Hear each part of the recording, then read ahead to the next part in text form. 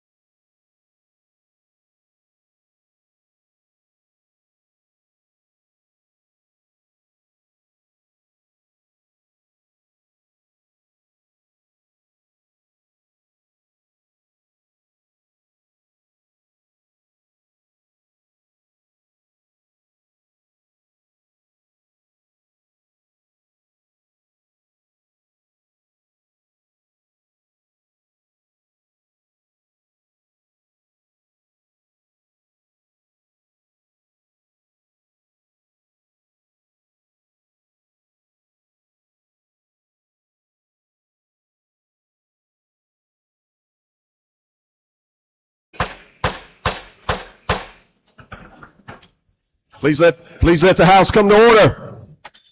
Please stand this morning as we are led in prayer by the gentleman from Rankin, Representative Gene Newman, and remain standing as he leads us in the Pledge of Allegiance after our prayer. Gentleman from Rankin.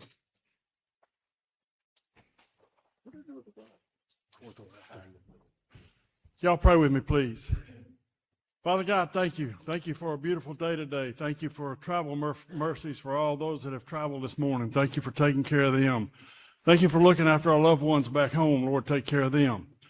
Lord, give us your discernment and your understanding about what we need to do to help to best help the people of the state of Mississippi in these juvenile courts. Lord, just let us understand what you want done. Let it be your will and your ideas, not ours. Lord, just be with us and let us understand your will and let us see it where you want us to go. I thank you for all the blessings that you've given us. I thank you so much for the soldiers, sailors, airmen, and Marines, wherever they may be in the world, that they are protecting us and they're looking after us. And I thank you for taking care of their families at home. I thank you for the men and women that are protecting us here in this country as law enforcement officers and firefighters and our paramedics. Lord, just take care of them, be with all of our first responders, and take care of them, get them home every night. Thank you for all the blessings that you give us. Thank you for all you do. Be light, lead and guide us today. Bless this day in Jesus' holy name. Amen. Amen. Face the flag, salute, and pledge. I pledge allegiance to the flag of the United States of America and to the republic for which it stands, one nation, under God, indivisible, with liberty and justice for all.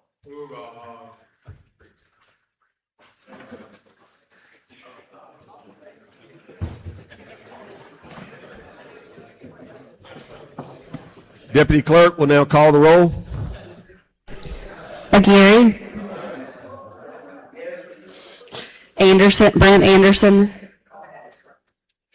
Jeremy Anderson, Anthony, Arnold, Bailey, Perry Bailey, Willie Bailey, Banks, Barnett, Barton, Chris Bell, Donnie Bell, Bennett, Blackman, Blackwell, Bounds, Andy Boyd, Randy Boyd, Birch, Burnett, Butler Washington, Bird, Calvert, Carpenter, Clark, Cockerham, Crawford, Creekmore, Crosby, Crudup, Curry, Denton, Deweese, Elliott, Estrada, Eubanks, Evans, Faulkner, Felsher, Fondren, Jill Ford, Kevin Ford, Foster, Justice Gibbs, Carl Gibbs, Grady, Geis, Hale, Hall, Haney, Harness, Harris, Hawkins, Hines, Greg Holloway, Kenji Holloway, Hood, Haran, Horn, Hullum, Hurst, Keith Jackson, Latasha Jackson, James Jones, Johnson, Kareem, Keene, Kincaid, Radner, Lamar, Lott, Mangold, Mansell, Massengill, Maddox, McCarty, McGee, McCray, McKnight, McLean, McMillan, Mickens, Mims, Morgan, Nelson, Newman, Oliver, Osborne, Owen, Pygott, Porter, Powell, Reed, Remack, Robertson, Rosebud, Rushing, Sanders, Sanford, Scoggin, Scott, Shanks, Smith, Steverson, Summers, Taylor,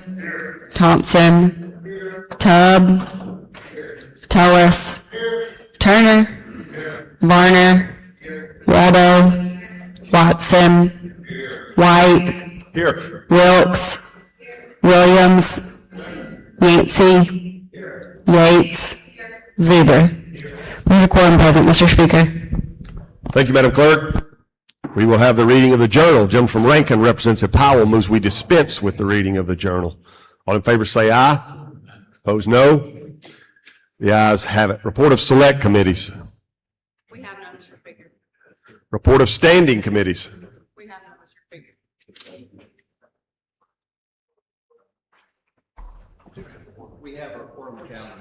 We have one report on the calendar, I believe. Thank you, Madam Clerk. Introduction of bills and constitutional amendments. Gentleman from Rankin, Mr. Shanks, do you ask for unanimous consent to dispense with the reading of the introductions? Is there objection to this? Hearing none, Mr. Clerk, we will follow that procedure. Resolutions, petitions, memorials, and other papers. We have none, Mr. Speaker. Introduction of guests and visitors.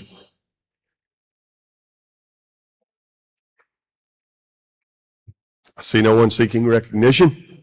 I welcome our folks that are in the gallery. Good to have you all here today. We will go to the calendar. I believe if you have a calendar, it has the one item that has come from Judd B. this morning, Senate Bill 2001. I will recognize the gentleman from Grenada, Chairman of Judd B.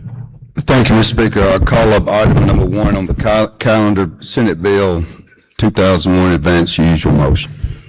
Gentleman calls the bill up, moves the rules be suspended, the bill considered engrossed, read the third time, and placed on final passage. All in favor say aye. Opposed, no. The ayes have it. Gentlemen, you're recognized. While the gentleman's getting his stuff together there, y'all, as we move through the debate, if you have a question, you may raise your hand and or stand up and be sure I've got you. And once I've got you, I'll write your name down. You don't have to stay standing the whole time if the debate's running long or questions are running long. When it is time for you to ask a question, should you so choose to the presenter, I am going to ask that you come to the mic here in the center aisle so that everybody can hear your question plainly and the debate as it I got it. as it happens. If y'all have ever watched some of our other state legislatures, including Alabama, this is the way they do it. They actually have a podium set up right in front of the presenter, and it's in your face back and forth. So we'll will be along those lines today. Any questions about that, y'all? All right, gentleman from Grenada, you're recognized. Thank you, Mr. Speaker. Explanation on the Senate Bill 2001 represents the agreement between the House and the Senate as to the call and what's contained in the call. And the first thing I'd like to say is that the repealers that were the substance of all the controversy since last session and up to recently in filing of some certain actions in June, those repealers are in the bill. They've been extended until 2029. The second thing that I want to talk to y'all about just a little bit is, I don't know, I'm hopeful that most of the members here, if not all the members, watched a good bit of the debate last night on the Senate floor. And I feel like in an effort to just cut to the chase on some of the issues that were raised on the Senate floor, I can go to those items first, not go down the bill section by section, and that way maybe get to some of the issues that may be some questions on. First thing I need to address is the fact that this bill does in fact eliminate the current referee system effective July 1st, 2027, and also authorizes the appointment of 9 chancellors in 9 separate Chancery Court districts in those areas whereby Senate and the House agreed there would be critical needs for chancellors to take over the responsibilities of the referees. Those districts are as follows, and I'll name the particular counties. The first Chancery Court district involves Alcorn, Itawamba, Lee, Monroe, Pontotoc, Prentiss, Tishomingo, and Union. The second district, Covington, Jasper, Jeff Davis, Newton, Simpson, Scott. Third district, Carroll, Grenada, Montgomery, Panola, Tallahatchie, Tate, Yellowbusha. Fourth, Emmett, Adams, Franklin, Pike, Wilkerson. The sixth, Attala, Choctaw, Neshoba, Webster, and Winona. The seventh district is the Bolivar, Coahoma, LaFleur, Quitman, Sunflower, and Tunica. The ninth district, Humphreys, Issaquena, Sharkey, Warren, and Washington. The 15th is Claiborne, Copiah, Lawrence, and Lincoln. And the 18th Chancery Court district is Benton, Calhoun, Tippa, Lafayette, and Marshall. Included in that particular area of the legislation, those county court areas that have a youth court division over 50,000 population, those county courts would not be required under the code section to opt out of the legislation whereby their youth court divisions would be eliminated. Those county courts that currently exist in populations less than 50,000, they will be required to take affirmative action in the code section by the Board of Supervisors, whereby they would notify the administrator of courts of their intentions to maintain their county court system as is by 2028. That would take effect in the 2030 cycle. So there are a lot of questions on the Senate floor about that, and what that means is the supervisors in those county courts under 50,000, most of which, if not all of which, have a additional chancellor added to their area, they have to notify, supervisors have to notify AOC, who in turn notifies the governor, lieutenant governor, speaker of the House of their intentions to maintain their current system there. If that occurs, they basically take the funding on themselves to maintain their youth court division in county court. The state funding aspect that's provided to them now will no longer be in place. Also, there's some antiquated language in here that talks about municipal youth courts. They're eliminated. I don't believe we have any municipal youth courts in place, but that language is taken out of the bill.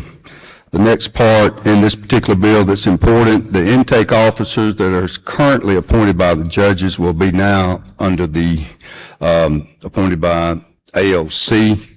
The reason we agreed to do that is because some of the screening, we're hopeful that the screening process will become more uniform across the state so we can keep up with the data management aspect of intakes, and also the fact that we're implementing in this bill diversion programs whereby the judges can implement diversion programs to divert those appropriate candidates in youth court, be diverted away from the youth court system. And it's important that at the intake phase of contact with those juvenile offenders, that they be screened for purposes of going into diversion and other programming. The next thing is transparency. I want to talk a little bit about the transparency. We do open the courtrooms to a certain extent. The judges have the ability to close the courtroom. That's going to be pretty consistent with what we have already in Chancery Court. We're hopeful that there's not going to be any abuse of that. Right now, current law is that the chancellors, since they'll be doing the hearings now, they're charged with the responsibility of protecting the identification of minors, things like that, while they testify. And all this does is open up these proceedings consistent with Chancery Court proceedings now. Also, it does require the court to make a determination whether or not media will be in the courtroom and what access the media will have to certain proceedings. I don't anticipate, I'm hopeful. We had a good bit of concern about, had some concern about whether or not this was going to be transparent, total transparency in delinquency cases as opposed to abuse cases. We came to the conclusion it'd be simpler just to allow it open in all cases and let the chancellors decide. Now that we are eliminating the referees effective July the 1st, 2027. However, we've tweaked what we call the family master provision, and authorizes that the senior chancellor can appoint a family master or special master, as I characterize it, to carry out any and all responsibilities short of hearings that special master could help with youth court, whether those be emergency hearings, things of that nature that may be time sensitive. That special master or family master, I keep calling it special master because that's what it used to be when I was one. They're family masters now. But nonetheless, that still allows for those instances where you may have a very large district with this new chancellor, and if he can't get to emergency hearing, he can authorize a special master to do those. That would be the only responsibility pre-petition, filing the petition, that the referee, that's what we contemplate, that special master could do. Any hearings for adjudications, dispositions, detention, those things will be done by a chancellor or county court judge after July 1, 2027. That's my explanation of the bill. Questions on the bill? Move final passage. Gentleman from Washington, Mr. Hines. You yield for a question, gentleman? He had to come all the way from Washington County, gentlemen. Give him just a minute.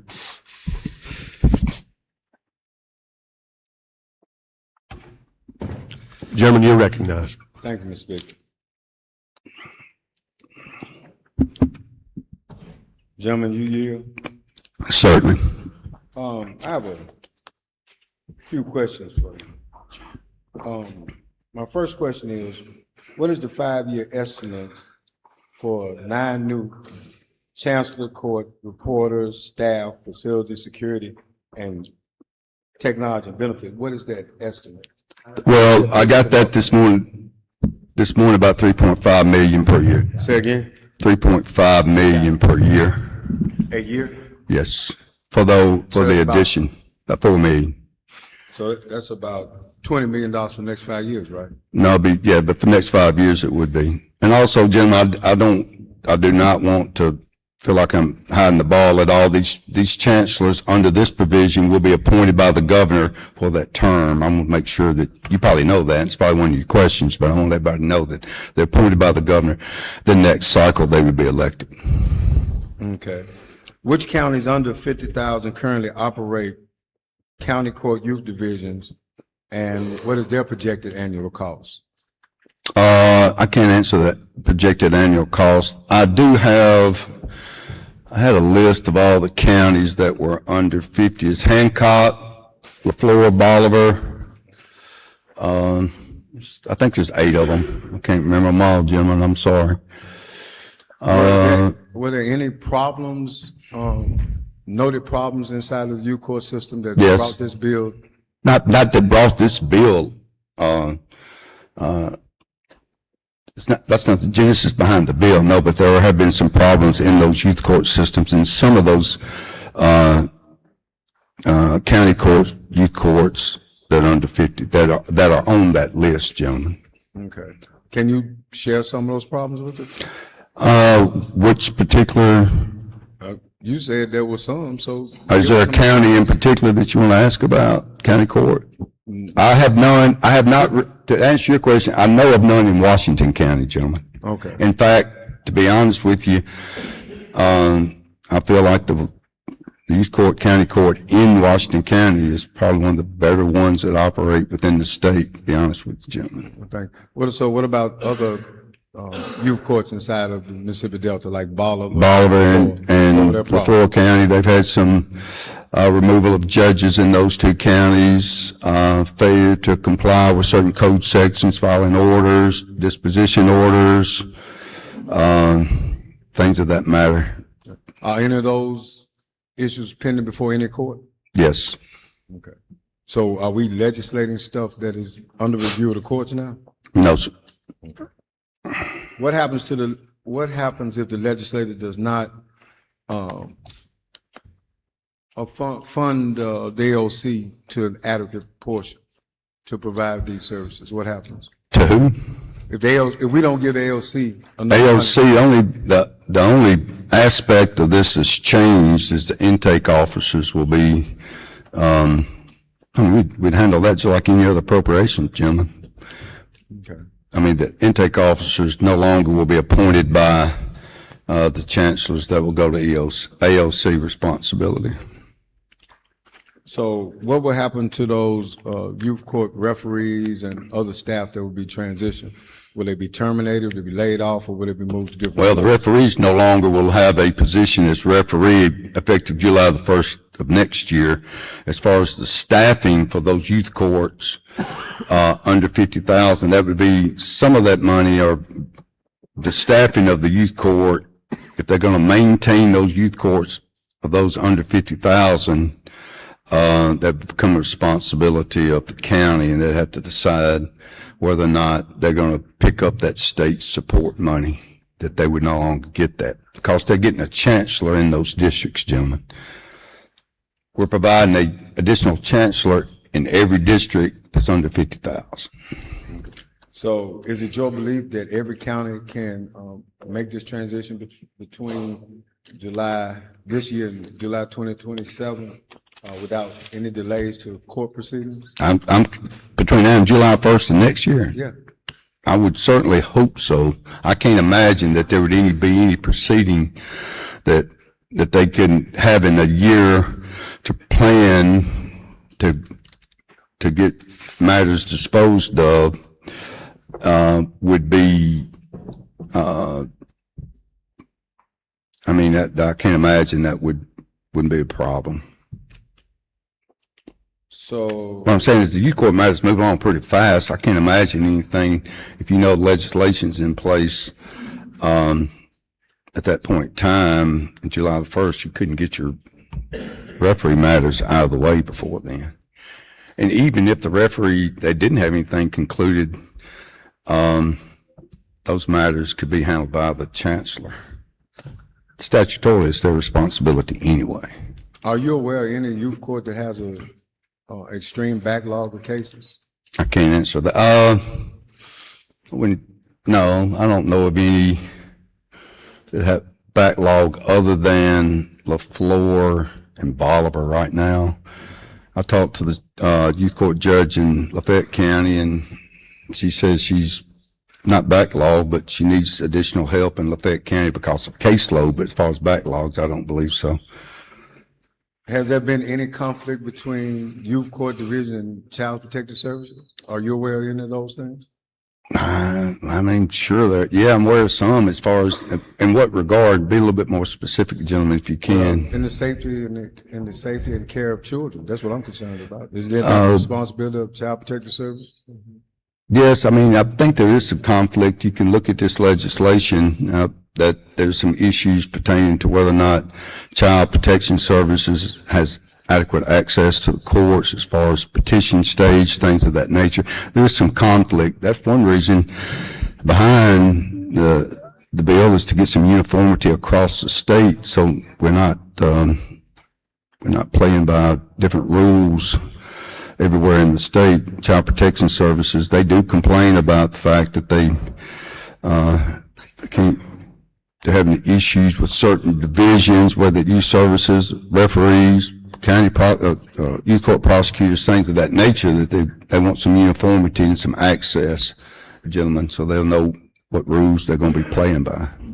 So can you speak to the conflict that is taking place with Child Protective Services issuing an order for no employees to speak to youth court judges? Can you speak to that? I don't understand your question, gentlemen. So there was a letter sent out from the attorney at CPS stating that no CPS employee could engage in any dialogue with youth court judges or referees concerning children. They had to be directed back to the attorney of record for CPS. Are you aware of that? I knew that I haven't seen that letter. I'm familiar with that. There was some correspondence along those lines. I'm familiar with that. So this particular. Do you know what caused that? I have no idea what caused that, but this bill specifically states that prior to the filing of the petition, that the chancellor, after this law comes into effect, and also I think that portion of it's effective immediately, prior to the filing of the petition, that the judge doesn't have any input in contact with those agencies, let them investigate those cases on their own, gentlemen. How will the courts prevent publication or identifying information when the hearings are going to be open now? How will we make sure that the identity of the children or the people being affected won't be published? We currently have Chancery Court rules and Circuit Court rules that address that, and the protocol, I assume, Chancellor would follow those protocols. I don't know that there's been any issues pertaining to that at this point in time, gentlemen. Okay. Just a few more. I won't labor you. How much would a new data system cost for this? I can't answer that. I mean, I can't answer that, gentlemen. I don't have that. You had to talk to one of the appropriators about that. So could this adversely affect local communities, counties, if they decide not to opt into this system? Will this cause a tax increase on the local community? I can't answer whether or not it's going to cause a tax increase. I think it will be, you're talking about those county courts under the 50,000? Yes. Yes, they would have to pick up the tab for those youth court, if they move forward with their youth court, system in place as it is right now. Yes, it will cost those counties. By virtue, they're getting a referee to handle those responsibilities under this legislation. If they chose to keep that system, they'd have some financial responsibility. Yes, sir. My last question, what performance measures will determine whether this reform improves safety, permanency, recidivism, and timeline of racial and ethnic groups? Well, I'm hopeful that those concerns that you have, that we'll be able to gather the data and answer those questions, but I hope that this legislation is designed to at least provide some of that information, make that information accessible to whoever wants it. All right, thank you, gentlemen. Thank you, gentlemen.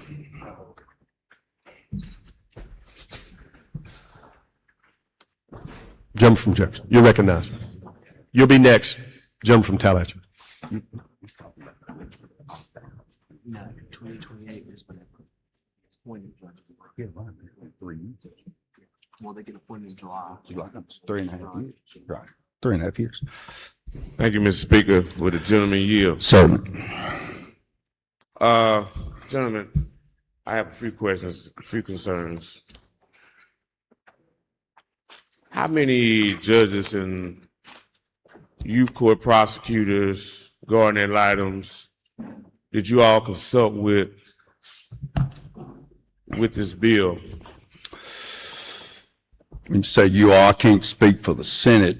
Over the last 2 years, I probably talked with, I don't know, youth court, you talking about referees? Youth court referees, youth court, county court judges, youth court prosecutors, guardian ad litem, DHS. I couldn't answer. You can't 50 answer. maybe, Huh? 50 50? maybe, between guardian ad litems all the way to chancellors to intake officers, probably 50 Did folks. did you use any of their advice when I did, drafting the bill? Did y'all use any of their advice when drafting the bill? I guess it's a good question. I did. Okay. Now, why are you abolishing the county court, youth court judges? There's nothing in here that abolishes the county court, youth court judges. I think the bill says that the counties have to pay the costs if they want to remain Those under 50,000. under 50,000, right? Well, why are we doing that? Well, if you look at in those districts, if you look at those numbers, we're providing all those districts with a new chancellor to carry on these responsibilities, gentlemen. So that chancellor is going to be taking that on, and also we're tweaking the special master language, or family master language, to authorize some of the early on requirements of the youth court bill to be handled by those special masters if the senior chancellor sees fit to appoint one and it's approved by the Supreme Court. So if you're providing them with those chancellors to handle those responsibilities, and it's taking the load off those counties, and in some of these counties, they're having problems within the youth court system anyway. It just seems like it would be something that each board of supervisors would have to assess themselves whether or not they still need a youth court division, a county court, or if they even need a county court if we have a state-funded chancellor, for the most part, state-funded, taking on those responsibilities, gentlemen. So we are going to abolish those What'd you say? county court, youth court judges. We're going sorry, Jim. We're I'm going sorry, to Jim. abolish those county court, youth court judges. No, sir.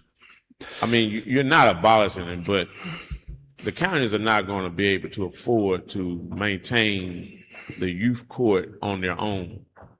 Now, you got counties like Warren, you got counties like Adams, who have a caseload that's larger, insurmountably larger than the rural counties. So They would make that decision. I would hope that that county court judge, I'm sure is doing your youth court division, that would go to the board of supervisors and say, although we're getting additional chancellor, we still need county court in our county. okay. And however, gentlemen, I'm committed to you that if there's a scenario where Adams or any other county come to me and say, hey, look, come to us and say, look, we're not 50,000, but we're doing more than some of the over 50,000 counties, we'll look at that, gentlemen. This does not take effect. You know, they have until 2028 to make that decision, and then it cycles out after that time. Gentlemen, the bill has the county prosecutors serving as a youth court prosecutor. It does. Okay, now, that would be a lot of work on certain county prosecutors in certain counties. That's correct. All right, okay, so can we make some changes to that, allowing them to designate staff or designate another attorney to act in their place as the youth court prosecutor? Not in this particular legislation, gentlemen. I'm committed to getting with you if you think we need to tweak some things. Well, that's what I'm moving talking forward. about. Right. I'll get with you on that, but not in this particular legislation. I'm not amenable to any amendments that would do that in this legislation. So, I mean, okay, let's say Hines County, for example. Hines County has a county prosecutor. Are you expecting him to handle all the justice court cases in Hines County and all the youth court cases in Hines County? I expect them to come to us before the effective date, July the 1st, and say we want to put a system in place to where we can show us the caseload and see what they need along those lines, and we'll address that, gentlemen. So you're saying you're willing to change some things prior to that effective date? If the data shows it needs to be done, we need some changes. But Jim, I want to tell you something. These candidates that come to me and ask for changes along those lines, they're going to need to bring all the information they have on the workings of their youth court, see whether or not they need those changes. Fair enough? Okay. Why are we having an open door policy in youth courts? Open door as far as, Allowing the public? well, gentlemen, the transparency part it's a case-by-case basis. The judge can make the decision if they can close it. There's a lot of hearings in youth court that have no minors involved in it at all.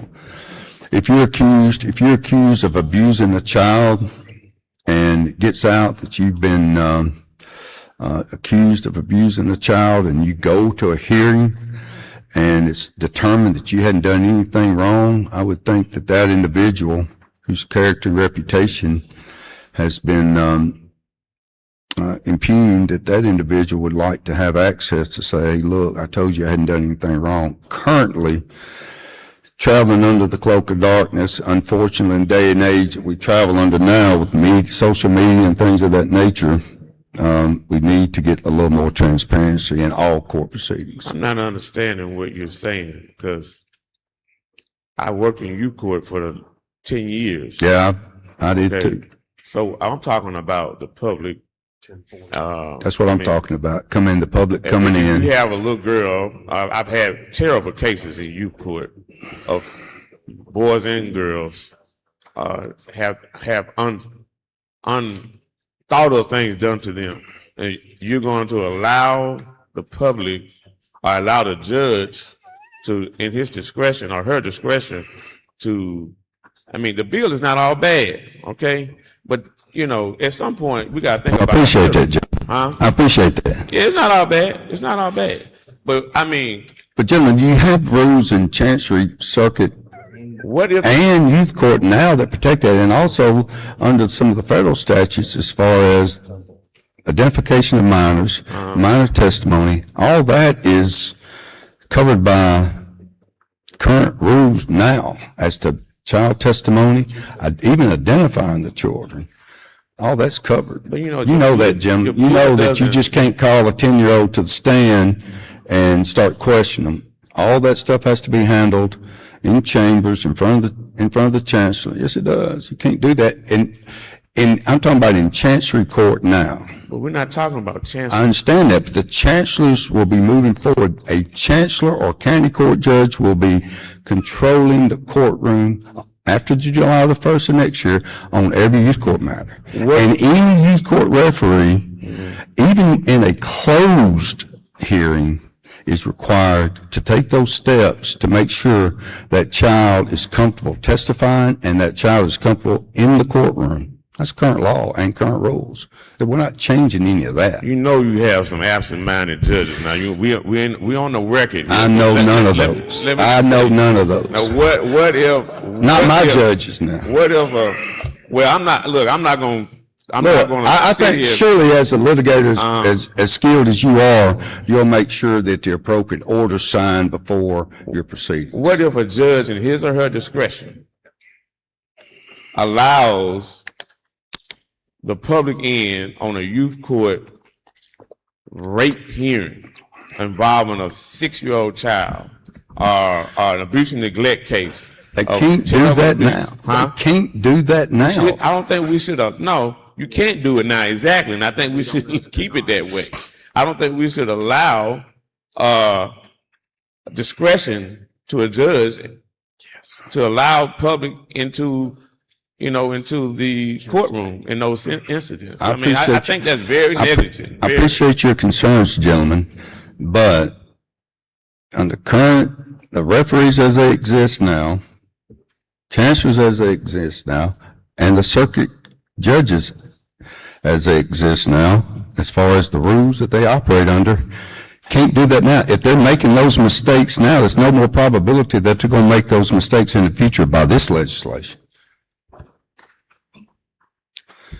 Because you're opening something when you could allow the public to come in on a hearing that has nothing, in youth court that has nothing to do, that particular hearing may not have anything to do with the youth. It may only have something to do with the parents, and they're not minors.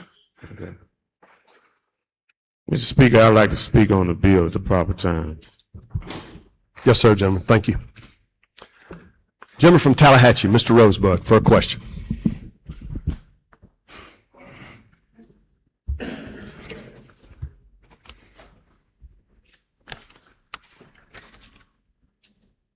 Thank you, Mr. Speaker. Gentlemen, you yield. Certainly, In the bill, it speaks of diversion programs. that's correct. Can you identify some of what we already have in place as far as diversion programs are concerned? Gentlemen, I can't answer that question. I haven't done referee work, and I was a referee before I got elected and gave that up when I got elected. Those diversion programs, I can't really answer that, but I can get you an answer for that from Department, the youth court services can probably provide that to me. They're different across the state, gentlemen. Right. So would you be willing to accept that we need to do some after-school programs to create some diversions for the youth that we're talking about here? Well, gentlemen, I don't know that, I assume that we would have some of those in place right now. I don't know if we can legislate that just uniformly, but I agree that some of the after-school programs is something I would hope would be part of the diversion programs that would be implemented with additional funds that I believe are going to come out of the appropriations bill to support diversion programs. And now that we're speaking on appropriations, the state currently undertakes a huge amount of fees to CPS to house some of our youth in the state of Tennessee. Do we plan on addressing those issues so that we can curtail some of those costs? I know in our past session, we did address parts of it in South Mississippi where we'll be using some facilities. But what about addressing in the northern part of the state so we can bring those funds back into the state of Mississippi? Gentlemen, I will, as part of this bill, I failed to address, in this bill, the House position was that counties would not be required to pay more than $100 a day for detention of those children that were detained. As you well know, some of the costs currently up in the hundreds of dollars to detain them.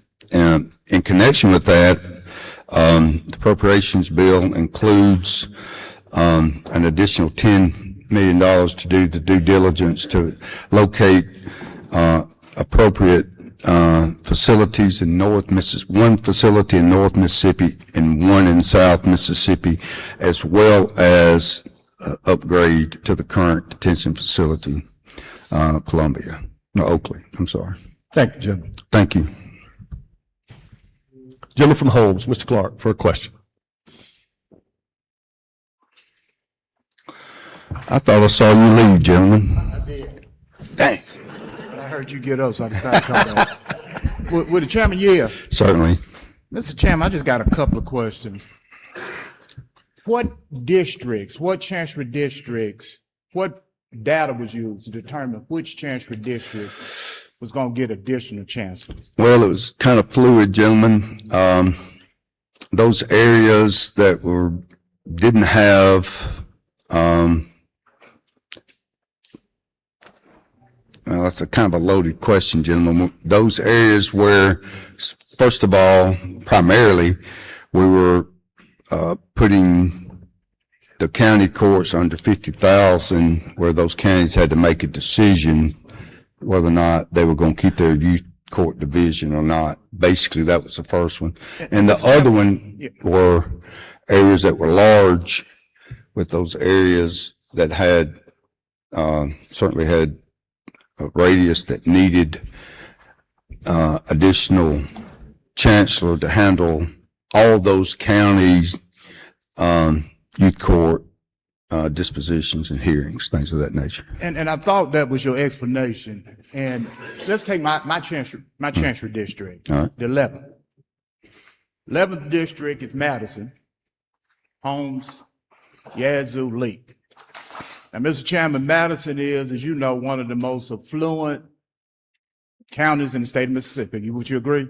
Yes, It is growing tremendously. that's continue to correct. grow. In that district, you also have Yazoo County, presently have a county court Correct. under 50,000. That's correct. So if the Board of Supervisors in Yazoo choose not to pay this money, then now our three chancellors who hear annexation cases, sometimes 15-day annexation cases, will have to stop in the middle of a 15-day trial and do a detention hearing. No, sir. Not necessarily. Talking about a pre-petition, emergency detention? That conceivably could be handled by the special masters in place that we have, family masters, under what we changed in the bill. So they would have to appoint a special master. Yes, So, to do that. and that's not guaranteed though, right? Well, if it doesn't get, gentlemen, I'm committed to you, if we don't get special masters in areas that are authorized to cover some of those emergency situations, we'll address that. That doesn't affect, now, again, gentlemen, it's not till 2028 that those county, they have to make that decision. Got it? Those supervisors have to make that decision. We're giving them some time for them to evaluate, give us some time to evaluate whether or not any particular areas in the state may need to be addressed with additional chancellors, gentlemen. And Does that make sense to you? And Mr. Chairman, explain to me the difference between a referee and this new special magistrate that we're. Well, as you know, the referee right now can do dispositions. They can do adjudications, dispositions, sign, it can do everything the chancellor can do, in youth court, basically. But now this will be eliminating, the referees will be gone. The masters will not be able to do anything, basically, for lack of a better terminology, post-petition. You understand? All the emergency stuff, we don't expect the chancellor to get up at 7 o'clock. He's got a hearing at 9 o'clock in his court. He gets a call from CPS or county prosecutor say, we gotta have an emergency hearing in Holmes County. Come on up here, Judge. That's why we would allow those masters, they would be allowed to allow those masters to handle those in that county. So if one of my three chancellors called me, and I'm sure one probably would, I need to tell that one of those judges that Yazoo County gonna be abolished. So they're Not gonna be abolished. the county court, right? Not gonna be abolished. Assuming, well, we gonna give them any money. The youth division. Youth division, Yeah. Youth I division think gonna be if they abolished. have enough business to maintain their county court independent of youth court money, they can travel on. I mean, they make that decision. They make that fiscal decision themselves. So let me ask you this, are they gonna receive any state assistance? No. Okay. Now, that brings me to this question. They get a little bit, County. they get a little bit of the state support, some of the money they use, majority, for all practical purposes, state support would be gone. There's a little bit of money they would get. Let me ask But the ones with 50,000 or more are gonna continue to receive. Correct. We haven't found any 50,000 or more that didn't need to, that we didn't find any that weren't actively doing what they need. We're not going to take on I guess a my, $2 million budget. Our position is, why would we take on DeSoto County's youth court, division of county court that's very expensive when it's being handled by, for the most part, by DeSoto County? and I guess, That makes sense to you? not really. Financially, Yeah. yeah. Well, let me just put it like this. It's expensive to run youth court, you understand? I understand. Okay. Yeah. But Mr. Chairman, I There's guess, 200,000 people in DeSoto County. They got 2 county court judges. Why do we want to bite that apple off down here when they're taking care of it up there? And they're proud to do it. but I guess my concern, Mr. Chairman, I think Yazoo County or Madison County, which one would be in a better financial situation to pay for a county court? So I don't know why we're assisting the larger counties who have a larger.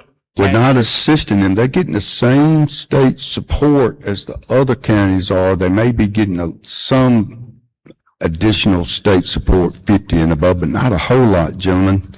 Why in the world would LaFleur County, Bolivar County, even Yazoo County, if they decide that they're not going to have the caseload for county court without the youth court division, they can make that decision whether or not they're going to go forward with it. Does that make sense, gentlemen? They make that decision. We're taking that load off of them, and they make the decision on the county court. We're giving them, anyway, go ahead. And I guess, Mr. Chairman, how much did data play into decisions made? Okay? Over And I the- guess that's my concern, because when I look at Yazoo County, and Holmes County, they have a pretty significant youth court docket, okay? And they are into a 4-county chancery district. I'm just afraid that we are setting up for certain areas, because it's not data driven, that we're setting certain areas to have problems where they presently don't have problems in youth court. Well, gentlemen, like I said at the onset of our discussion here, you get that data to us and you can show that there's additional need in those counties, and I'll go to those, I'll go to Yazoo County Court, to the supervisor, and tell them, y'all need to keep y'all's county court and youth court, or keep your youth court division. And why we don't have to address that right now, gentlemen, because they don't have to make that decision until 2028. Well, can we put the bill off to 2028? No, no, Jim, not this bill. Well, Mr. Chairman, would you, one way we could fix the 11th district and get another chancellor. Excuse me, 11th district and get another chancellor. in this bill? Because it's No, one we're of the not doing largest that. populated chancery districts in the state. Again, we got, rapidly growing Madison County, Yazoo County, Lee County. I'm willing to bet that it probably have one of the highest youth court dockets, probably. Well, let's get together on that, gentlemen, if it looks like we need another chancellor there. It didn't fall out in the last year's map that they needed additional chancellor. I've talked to those judges up there, including someone that's near and dear. I didn't talk to him, but I think I talked to you and some other folks that district did not want to be disturbed, didn't need an additional chancellor at that time. If it looks like that youth court docket is going to be in need of, now I understand now, the judge that will be doing the youth court, primary youth court stuff, still has all the responsibilities of a chancellor. Correct. They will be, the whole docket, even though they may carry all the youth court docket throughout the district, they will still be handling other chancery matters. But if you get with me, if you get the numbers, I'm committed to you, and I've talked to the governor's office about this. We're committed. If the data shows that there's a need for additional chancellors, we'll add them. And Fair enough? one more question, Mr. Chairman. this word uniform been thrown around. I've been hearing it in the news. I saw it in the governor's call. You would agree we're not really moving to a uniform system. We We're- still hard. We're moving, this is not the end of it. We're moving toward a uniform system statewide with this legislation. It's not a finished product, gentlemen, So, Mr. but it's a Chairman, tell me start. this, what's in your mind? Tell me what your finished product of this is, because I can't picture it. Well, I would like to think that we would have, well, first of all, chancellors handling all matters, period, if we can get to that from beginning to end, somehow to do that. Having uniformity in intake to where all the information's accessible to everybody across the state, the data management system's there. So all the youth services are connected so they can know if there's a program, that a particular kid needs in Grenada County, but it's not available in Grenada, they can work that out to where they can do something, if it's in Madison County, make that work. And uniformity and just basically similar to what we have in circuit and chancery court now, to where there's connectivity amongst all these agencies. Gentlemen, I think we need to do that. There's too many things going haywire in some parts of the state as far as orders not getting signed, people calling about in my particular area, not getting summonses out to court, things. I mean, it's all kind of issues we have as far as uniformity and whether or not we're running a good youth court system. If we can get moving, Jim, we've been discussing this for 3 years, and you know that, about doing something, moving to where we have a uniform youth court system, and this is a step in the right direction. It's all And last kind of question, Mr. issues Chairman. within you. You know, Jim, you agree with me, do you not? There's all kind of issues right now in the youth court system. You agree with me? I agree with that. I don't want to go into particulars of it because some of it's, we'd be here all day, but you agree with me, we need to start moving forward and at least make an attempt to some uniformity. You agree with me, don't you? I agree with that. But, Mr. Chairman, I guess my concern is you know, and you worked in youth court. Youth court is a very specialized discipline. I think we need judges who 100% of their time need to be dealing with youth and the concerns of these kids. I don't know if I'm comfortable with a judge who just did a divorce. He in the middle of a divorce hearing, and he's cleared in the courtroom to have a disposition for youth court. He's in a land dispute, middle of a land dispute case, and youth court matters become second priority to their full docket. So Well, I don't know going to chancery. Under this legislation, there will be a chancellor under the current scheme that his priority docket will be youth court first. And then, on the rotation, he would be getting those assignments with the other. And one thing I will admit to the chairman, I think in those counties where you added a chancery judge exclusively for youth court, I think they're going to run smoothly. I think it's going to be a good system. But the remaining chancery districts, I just think we're setting them up for criticism and failure. Well, Thank let's you, Mr. just, Chairman. gentlemen, thank you very much. Gentleman from Pike, Mr. Porter, you're recognized. Jim, you ask all your questions in committee.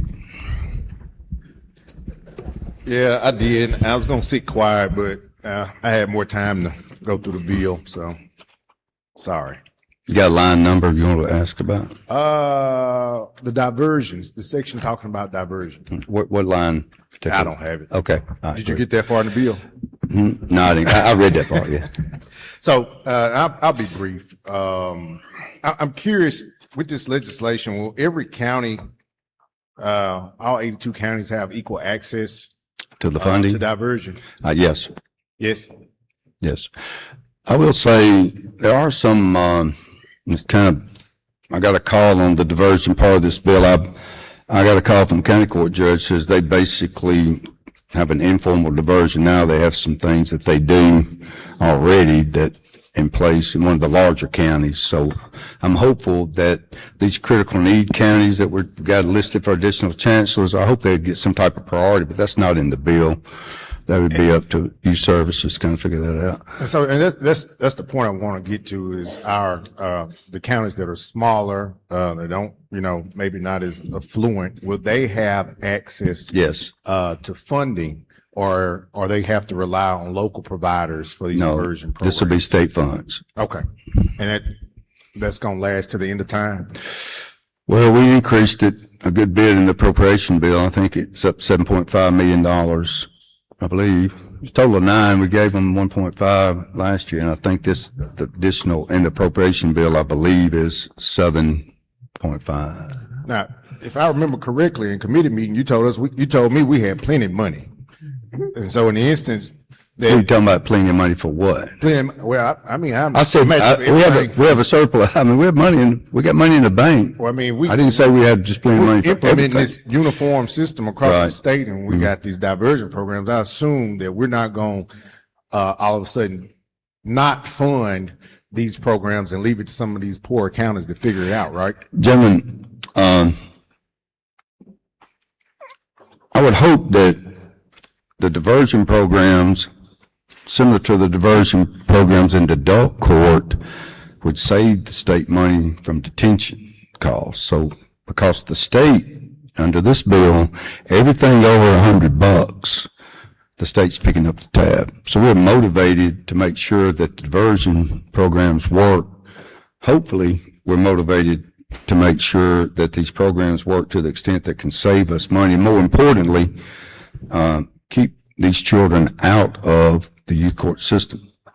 I don't think we can put a dollar value on that. If we can stop a young man or woman from getting involved in the youth court system and therefore keeping them out of the adult system, I don't know how you can put a price tag on that. I'm not saying that you are, but I can't imagine if it was being effective that we'd cut the funding, gentlemen.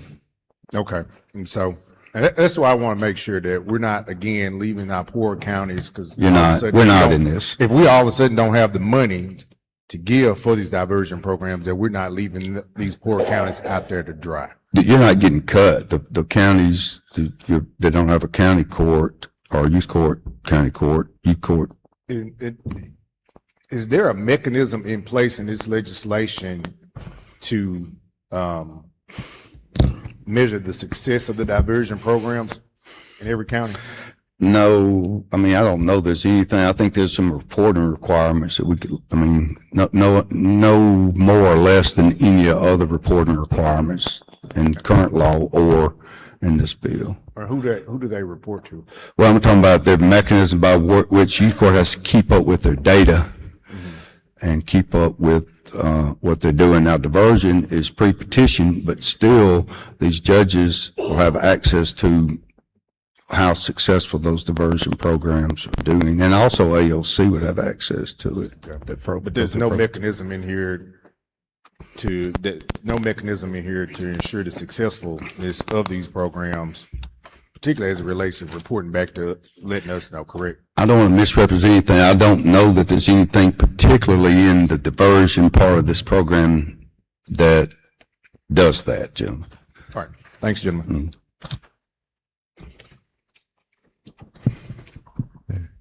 Gentleman from Adams, Mr. Johnson, you're recognized.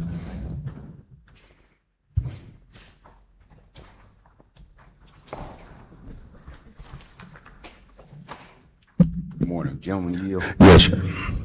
Just a couple of questions. I think everybody's covered pretty much everything. This intake officer issue. Yes. Line 424. That's correct.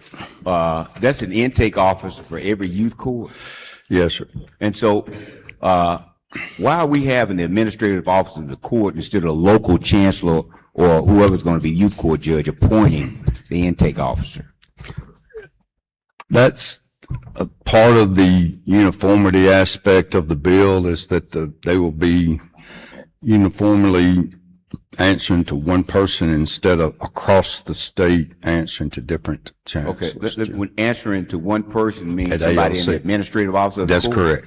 Why, but it's a local issue. I mean, all these cases are local. All the judges are elected locally. It would seem to me the more the uniformity would come down to the judge being able to appoint people they work with every day, as opposed to somebody in Jackson telling them who they need to have working for them. I understand your concern, gentlemen. Yeah. The other issue on line 728, I think it's 783, where they talk about this 48 hours to reduce an order to writing. I don't know about you, but in my area, the chancellors are already swamped, and not just because of the caseload, but because I mean it took one of my chancellors almost 3 years just to find somebody who would work for him as a clerk.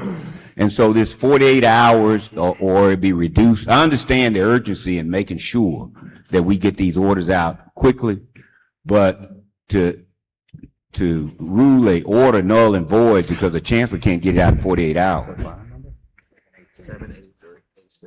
Is it 780 or 763? 763? Yeah, 783. I got it right. 783 to 89, that's section 10. Okay. And I don't have the statute in front of me, but it looks like 48 hours is what they have in there now, but I can't imagine it would rule it null and void if they don't get it in 48 hours. I understand, Jim. I understand your I mean, concerns. do you run into that concern? I mean, some of your chancellors are swamped like that? Not chancellors. Hopefully with chancellors taking over, we're not going to need to worry about this. My worry is currently what we have now is some problems with referees on not doing oral orders and nobody understanding the content of the order, the parameters of it. 6 weeks later, 7 weeks later, gentlemen. Well, that's a problem. That's I agree a concern. with you. It should be seven weeks, but Now, I said this in committee, gentlemen. It says reduce the oral order in writing within the required period of time. Now, I can't imagine that when I was referee, I entered my orders, like if I was at home, I'd try to drop mine off in the counties or get them faxed to the county within the 48 hours. Never was a concern of mine. Probably there were instances it was over 48 hours. However, in this day and age, I can't imagine that you couldn't at least put something on your cell phone, a text or something. It's just reduced to writing and a formal order signed by the judge could come later. But it does say the oral order, reduce it to the order to writing within the required period of time. yeah. Jim, if you find that that's a problem by the next session and some of your chancellors, well, I guess after the end of the next session, we'll address it, but I can't imagine why, if you're picking up a child, taking it out of somebody's home on an emergency hearing, somebody needs to know, and that some judge is taking action to do that within 48 hours in writing. Jim, I just don't know that that's a big deal. It shouldn't be a big deal. Well, I was thinking more about the chancellors and some of the backlogs that they have, and then That's why we had the special master language in there, with eliminating the referees for moving forward on petitions. If they can't get a adjudication petition done within 48 hours, or adjudication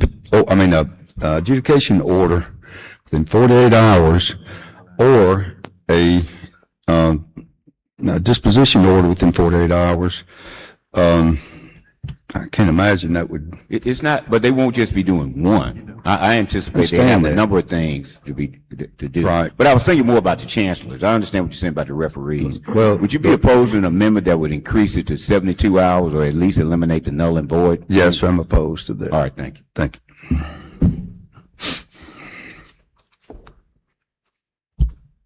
All right. I see no one else seeking to be recognized for interrogation. Anyone else wish to ask the gentleman questions? Move final passage. Hold on, gentlemen. We got amendments, and several have requested to speak on the bill. Oh, I You want thought to they had speak on the bill, gentleman from Green? Gentleman from Green, you want to speak on the bill? Gotcha. All right, I will recognize the gentleman from Washington, Mr. Hines, for his amendment. Anyone else have an amendment? Lady from Hines, gentlemen, I got you. Thank you.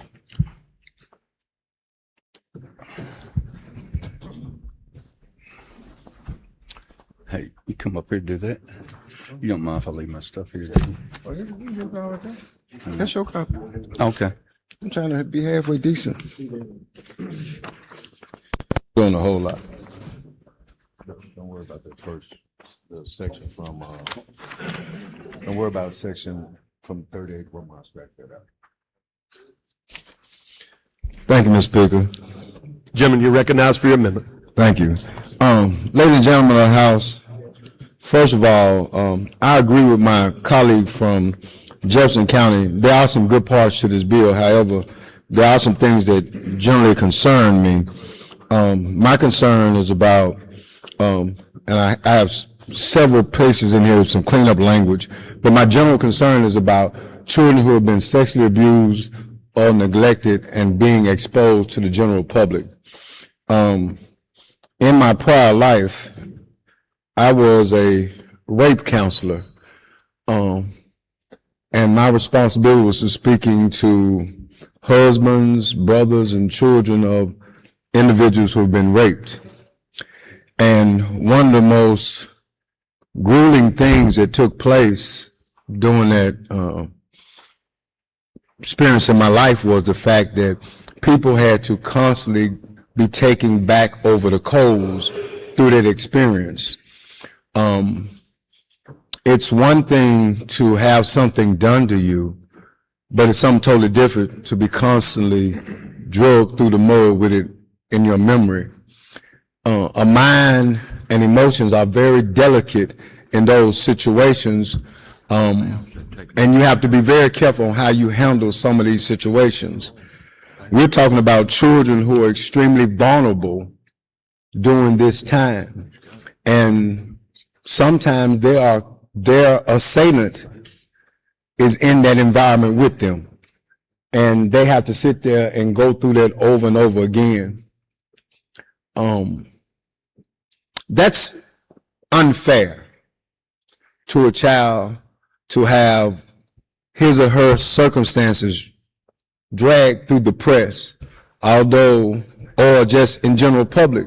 Because we all know, we work in the Capitol. What happened on the first floor, get to the third floor, probably before the wind stopped blowing. And you can imagine in a court case where something extremely heinous has happened to an individual being constantly repeated. I have some concerns about that general exposure. Being a father, a husband, a brother, I have lived that experience not only in my life, but talking to people about it, and I have seen the trauma that's attached to that. So most of my amendment speaks to that area of concern. I know some judges will be sensitive to this, but some, which have already been brought to attention by the gentleman from Holmes, in the midst of a whole bunch of other stuff going on, you're just trying to move through your docket, So the sensitivity of some of this stuff might not be given the proper concern that needs to be given.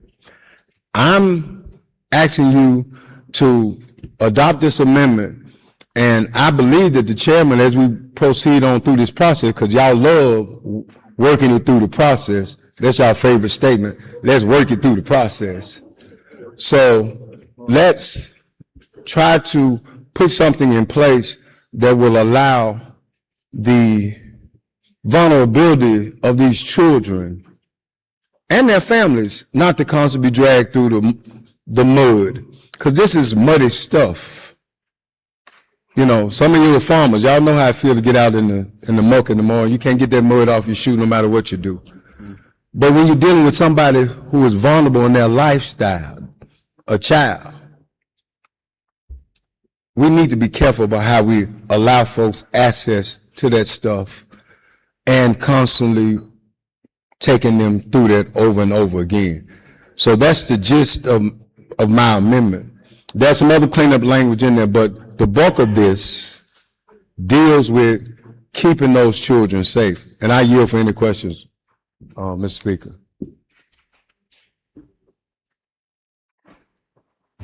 Questions of the gentleman's amendment? See no one seeking recognition. I recognize the gentleman from Grenada to respond.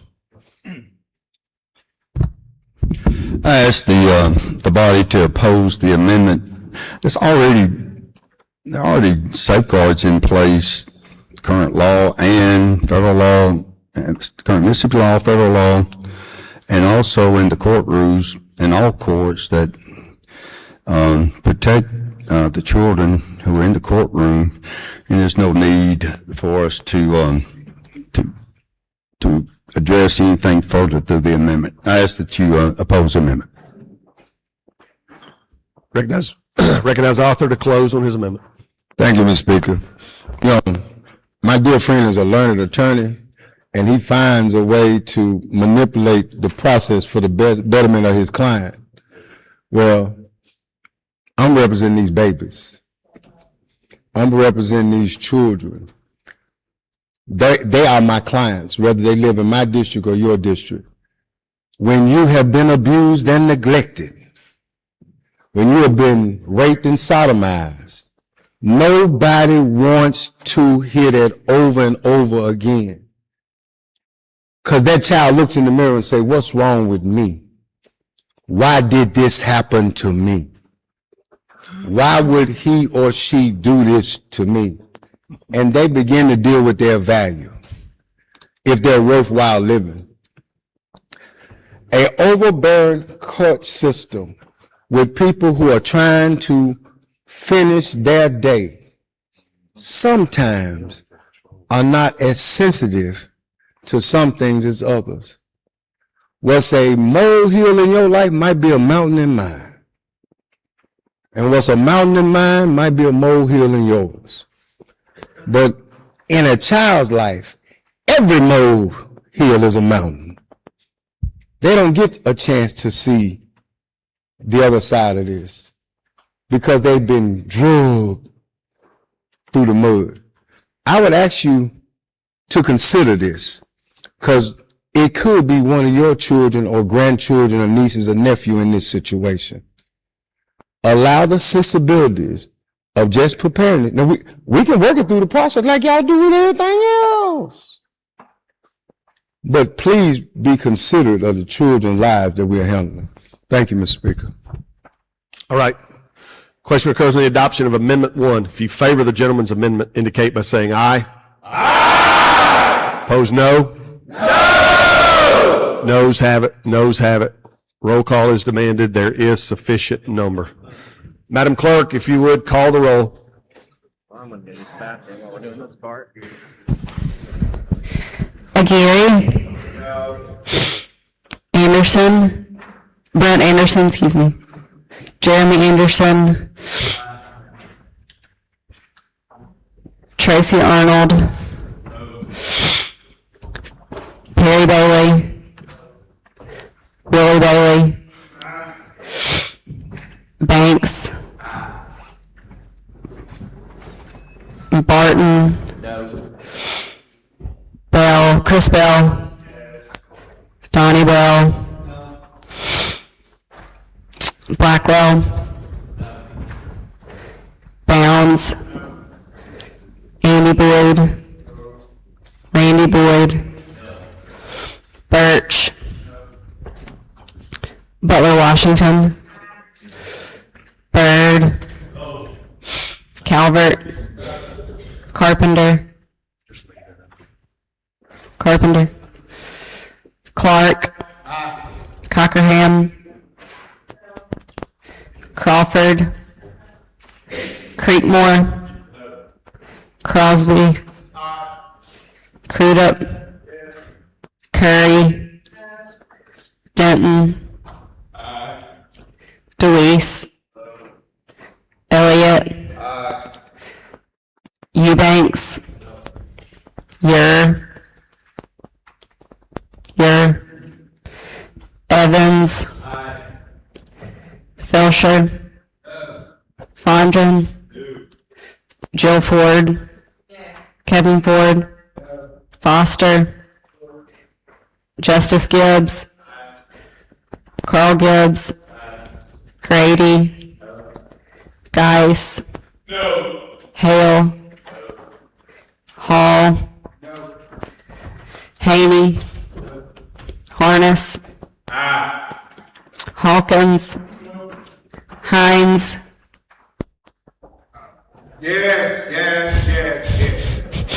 Hood, Horan,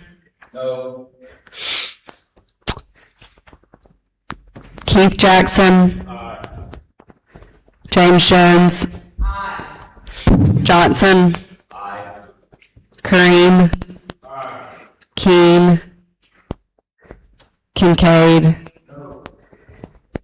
Lott, Mangold, Mansell, Massengill, Maddox, McCarty, McGee, McCray, McLean, McMillan, Mickens, Mims, Nelson, Newman, Osborne, Owen, No. Pygott, Porter, Powell, Reed, Remack, Robertson, Rosebud, Rushing, Sanders, Scoggin, Shanks, Smith, Steverson, Summers, Taylor, Thompson, Tubb,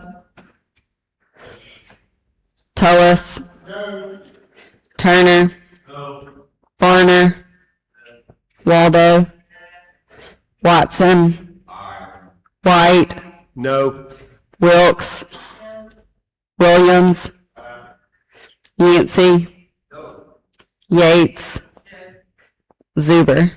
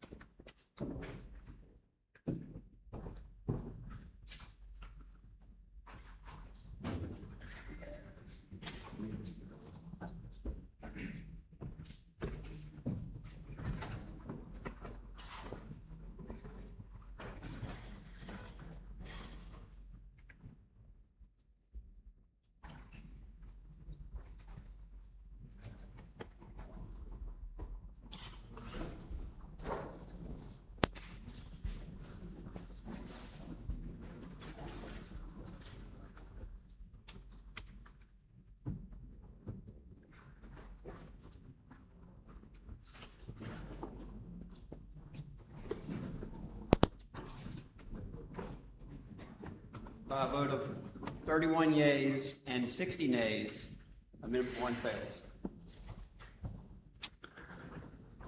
Gentleman from Adams, Mr. Johnson, for his amendment. Ladies and gentlemen, while he's coming to the podium, roll calls on amendments going forward, I will simply ask you to stand as the yeas and then stand as the nays as we move through this. Speed us along a little more efficient.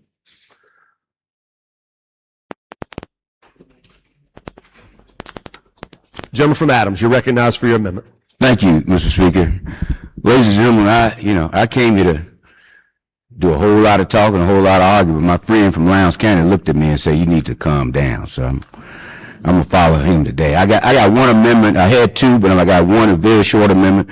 Look, as it pertains to courts or just about anything that has some bearing on what happens at home, I'm all about local control. And so it concerns me that on line 425, the intake officer who that is appointed by the administrative office of the court. Now we elect our chancellors, who are now getting ready to be our youth court judges, and currently our county court judges are elected, and the county court judge and the youth court judge and the chancellors appoint the prosecuting attorneys in some cases. They do the appointments.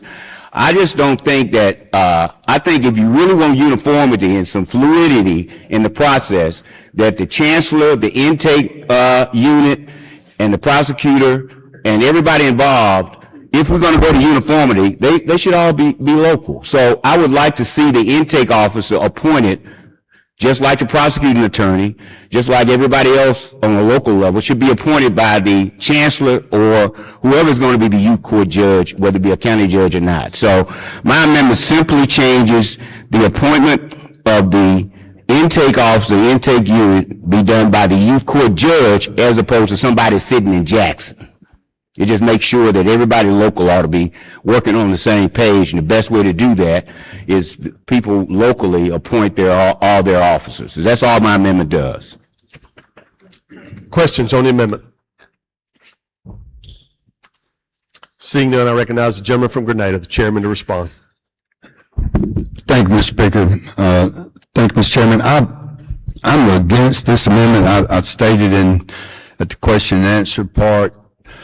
We're going to, in order to move forward for uniformity, this is going to be a very small part, but an important part to making sure that through the data management system, everybody's trained the same way, everybody's on the same page, everybody's doing their job, and it's important moving forward, if we're going to have some uniformity, that we have somebody that's gathering this information and somebody that's responsible for information having some input in who's going to be gathering it, and that's administrative court. So I'm against the amendment.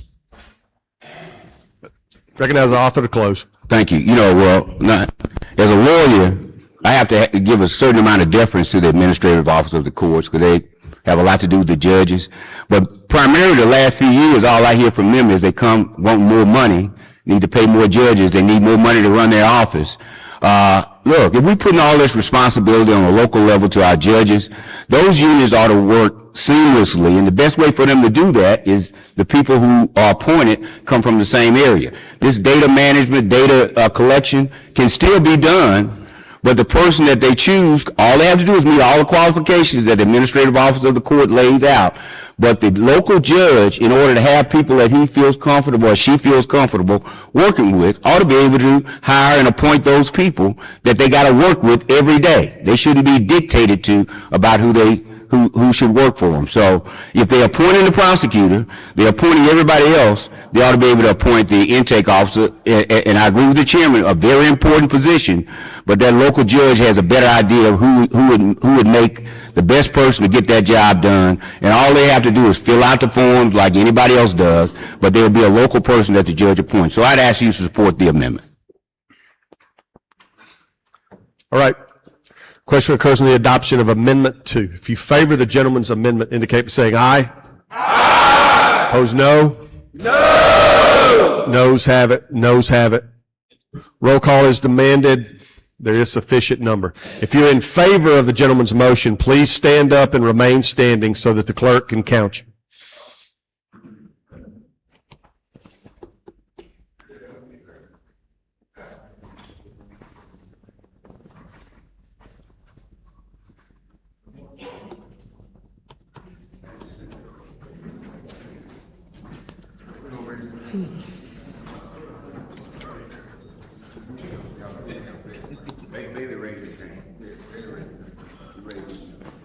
And you'll have a gentleman from Washington.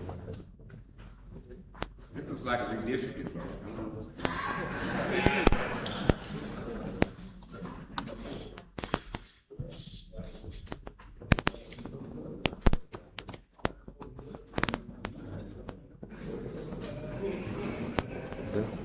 All right, please be seated.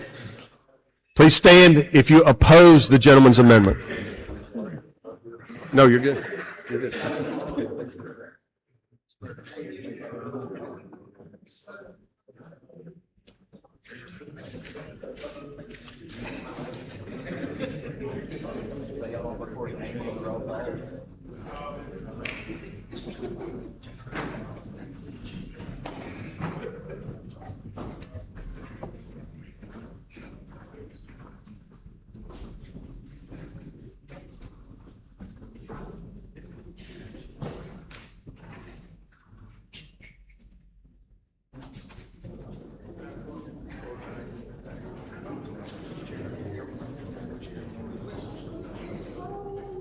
by a vote of 28 nays and 60 yeas. That's right. 28. All right.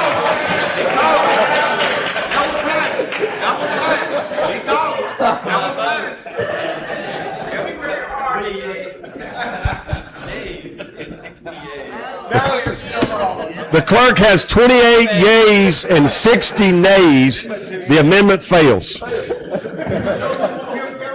He's trying to do that new math.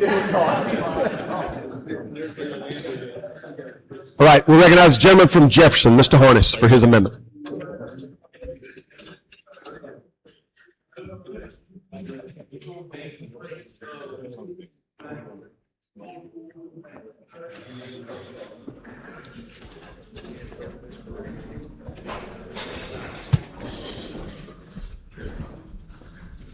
You recognize, gentlemen. Thank you, Mr. Speaker. Very briefly, I see where I kind of got an idea of where this is going now. Having worked in youth court most of my time practicing law, I want to tell you now that a lot of the problem with the youth court is the fact that people are overworked and underpaid. Now, we should be trying to attract more social workers for DHS, Child Protective Services, and pay them more. Okay? And that's what we should be doing. That's one of the things that we should be doing. Because I know many of you don't practice law, you don't practice in the youth court. Now, I'm not up here as a Democrat today. I'm up here as a person that cares about our children. And every county in this state has a youth court. And the children in the youth court are not divided by red and blue. Okay? Now, we are here voting, and we came up here in a day, and we hadn't talked about this bill, and, we voting it down. It just, you're allowing history to take place, and I think that you're all on the wrong side today. If you're voting no on these amendments, if we're voting yes on this bill. But now I want to address one portion of the bill. It's the prosecutor, county prosecuting attorney. Now, you're going to have a situation where you got people overworked. You're going to have a prosecuting attorney that is going to be overworked. He's going to handle if you're in the county, you got a county prosecuting attorney. That attorney also handles justice court cases. Okay? They handle justice court cases, DUIs, misdemeanors, and they handle felony preliminary hearings. Okay, and a lot of these, and I'm from Jefferson County. I did county prosecuting in youth court. Fortunately, our youth court docket was not as big and huge as a lot of other counties' youth court dockets are going to be. I'm just going to tell you, I get tired. I handle a murder case on Monday. I have a murder trial. Monday, Tuesday, and Wednesday. And on Thursday, I had to go to justice court and handle preliminary hearings, DUIs, and things like that. And then on Friday, I had to go to youth court in the Friday morning. Okay? Now, you're going to have counties with larger populations with one attorney handling all of this stuff. Okay? Now, I know this bill adds other attorneys. The bill adds public defenders. The bill adds attorney for DHS. That's good. All right. But we need my amendment just simply states the county prosecuting attorney or an assistant county prosecuting attorney or other licensed attorney designated in writing by the prosecuting attorney can serve as a youth court prosecutor in delinquency cases. So all this bill does is allows the prosecuting attorney, all this amendment does is allow the prosecuting attorney to designate an assistant or someone to say, hey, I got help in the youth court as well. That's all this bill does. It doesn't change any of the other stuff that's in this bill. So I ask that you support the amendment. Questions on the amendment? Lady from Hines has a question. Yes, ma'am.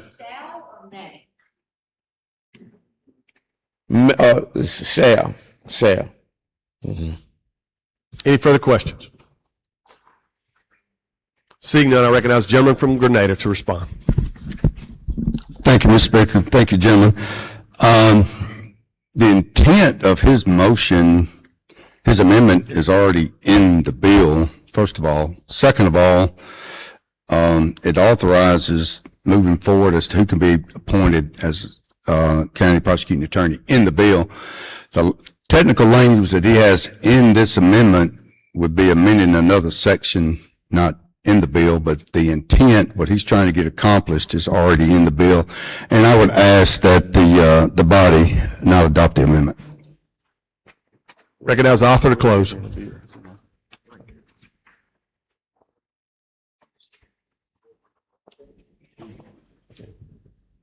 Okay, I stand corrected. I withdraw my amendment.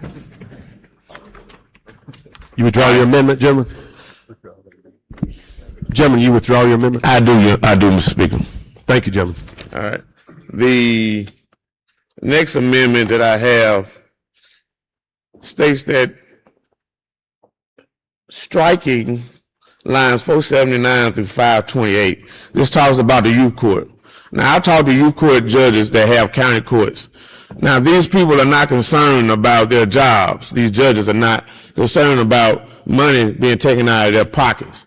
These judges are concerned about children, especially in counties that have youth court judge. If the counties have youth court, the county court judges have a youth court judge as well. That means they serve as a youth court judge as well. So these people have systems in place already. Parenting classes, they have a lot of things in place already in Warren County. That's a county in my district. Our youth court judge has a lot of things in place already that are working for the kids and the children. I don't think we need to mess with that. I don't think the county is going to bear the cost of the youth court on their own.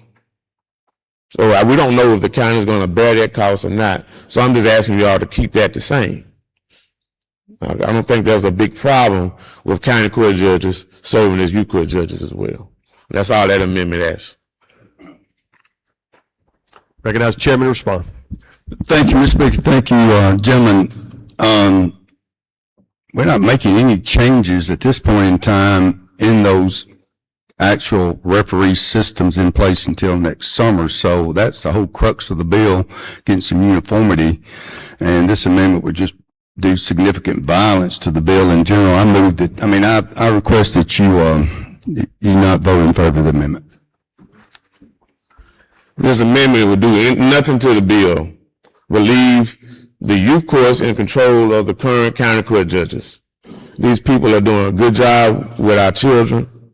I don't think that we need to rock the boat too much with this portion of the bill. I think this needs to remain the same. Okay? As the chairman, you can't think of any reason why we should change this, why we should change the system right the way it is right now.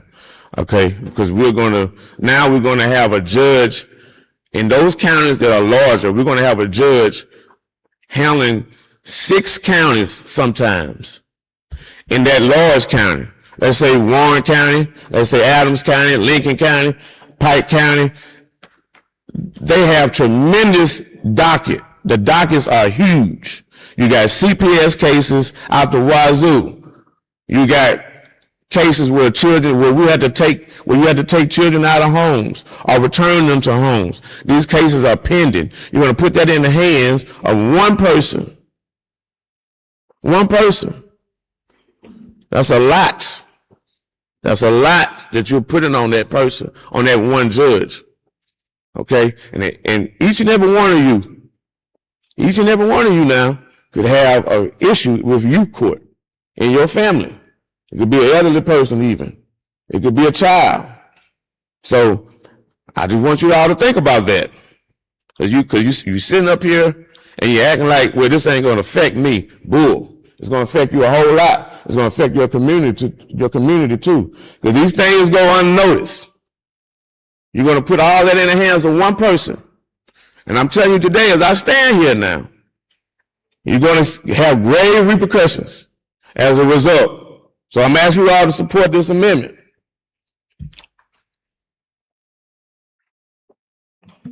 Question occurs on the adoption of the gentleman's amendment. If you favor the gentleman's amendment, indicate by saying aye. Aye. Opposed, no? No. Noes have it. Noes have it. Roll call is demanded. There is sufficient number. Please remain standing if you are in favor of the gentleman's amendment. Mr. Clerk will count the votes.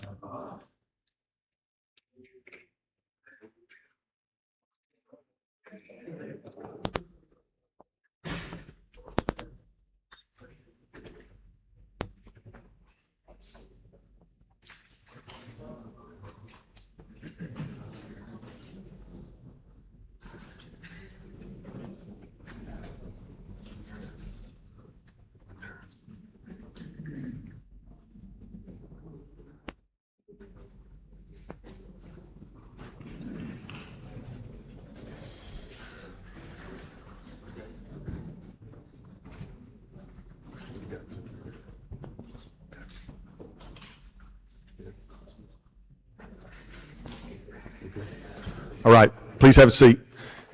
If you oppose the gentleman's amendment, please stand.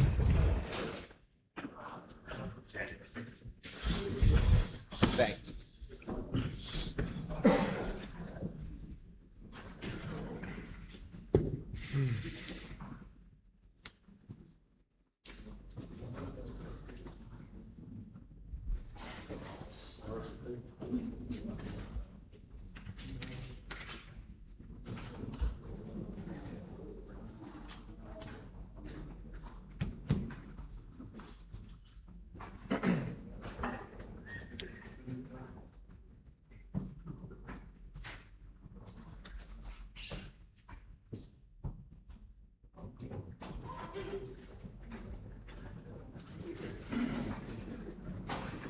By a vote of 31 yeas and 63 nays, Amendment 4 fails. All right, thank you, Mr. Clerk. I believe that concludes our amendments. The gentleman from Jefferson, Mr. Harness, is asked to speak on, I'm sorry, lady. I'm sorry, I missed you. Ms. Summers, lady from Hines, has an amendment. Please come forward, lady. I certainly didn't mean to neglect you. I know you did, Mrs. Speaker. Lady from Hines, you're recognized. Thank you so much, Mr. Speaker. I do. Can I get another copy, please? Good morning, ladies and gentlemen of the House. I have two amendments. I understand that the House is not entertaining supporting the amendments, but I think it's important that we present them anyway so that they can go on the record. And so in the bill, Section 10 repeals the Mississippi Council of Youth Court Judges and replaces it in Section 11 with the Family Services Forum for Mississippi Children, Youth, and Families. And this is in subsection 43, Code Section 4321-126, and it outlines how the individuals will be appointed on this forum and their duties and responsibilities. What my amendment does, and after line 670, it says to add one youth court judge who holds a certification as a certified child welfare specialist to be appointed by the Chief Justice of the Mississippi Supreme Court. And the reason why I think that's important is because this bill, this overhaul of the youth court system, is fashioned to improve the child welfare system in our state. And I think it's important, just as when we go to the doctor for certain ailments, we see specialists, people who have expertise in those areas, because we want to see our conditions improved. In the same way, we should have that level of expertise to be a part of this new body that will be determining all the things that are dealing with the new youth court system. That's the amendment, Mr. Speaker. Questions on the amendment? Recognize the chairman to respond. Thank you, Mr. Speaker. I ask that the body oppose the amendment. I understand what the gentlelady is trying to accomplish here, and I make the representations to her that there are some other people that I have talked with the governor's office as well as Chairman Wiggins about getting involved in some of the panels and also some of the committees that are going to be involved in making sure that this uniformity moves forward. But at this point in time, I feel like we don't need to offer up an amendment as to this until we can get back here next semester. Thank you. Recognize the author to close. Thank you, Mr. Speaker. Thank you, Mr. Chairman. I appreciate the chairman saying that he's spoken with the governor's office about individuals that might be appointed to this new body. I also think it's important that we have, as I stated in the expression of the amendment, that we have a level of expertise that's added to this body because we want to make sure that our children are being taken care of. We know that a lot of these children are dealing with trauma, all kinds of trauma, unimaginable trauma, and we need to have someone that does hold a certification in child welfare to be able to offer their level of expertise in these matters that involve our young people. Thank you, Mr. Speaker. And I ask that you support the amendment. Thank you. All right, the question occurs on the ladies' amendment. If you favor the ladies' amendment, indicate by saying aye. Aye. Opposed, no? Noes have it. Noes have it. Roll call is demanded. There is sufficient number. Please remain standing. Clerk will record your votes.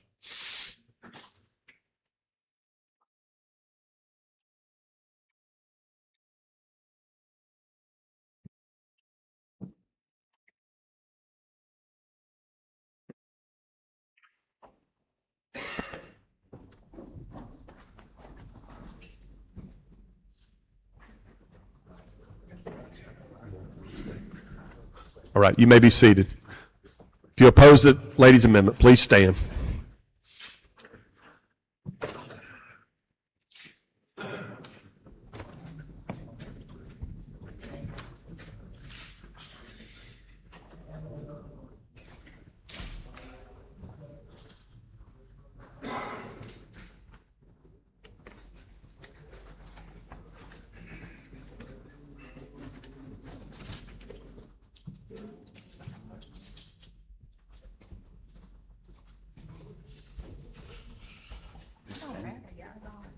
Yeah, don't count me in the opposition. I got another amendment to present.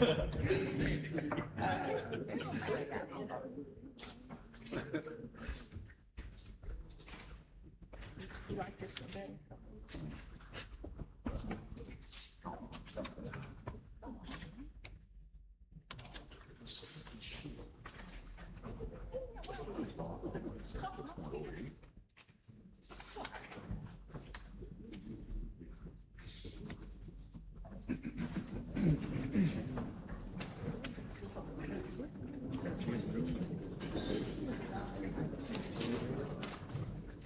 Vote of 31 yeas and 62 nays. Amendment 5 fails.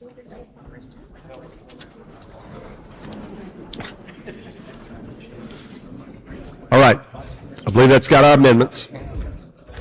You got another amendment, lady? Yes, sir. You recognize for your next Thank you so amendment. much, Mr. Speaker. Okay, I'll be brief. All right. In section 39 of the bill, it references the youth court, it establishes the youth court support program, and it lists out in the subsections that appropriations may become available by the legislature to support the different levels of individuals that will be working within this system. And the gentleman from, where are you from, Harness? From Jefferson, Lord have mercy. The gentleman from Jefferson talked about how the workload for our county prosecutors is going to increase dramatically. And so my amendment says, after line 2477, adds a new subsection, and it says the administration of courts may provide funding subject to legislative appropriations for assistant prosecutors, legal assistants, victim advocates, investigators, or administrative personnel assigned to youth court matters in counties experiencing increased caseloads under this act. So essentially, if funding is made available, which that language is already in this subsection, it just adds that the county prosecutor's offices would also qualify for any additional funding. And that's an explanation of the amendment, Mr. Speaker. Questions on the amendment? Seeing none, I recognize the chairman to respond. Requesting that the body oppose the amendment. Recognize the author to close. Call for the vote. All right, if you're in favor of the lady's amendment, indicate by saying aye. Aye. Opposed, no? No. Noes have it, noes have it. Roll call is demanded. There is sufficient number. Please remain standing if you are a yes, so that the clerk may count your vote.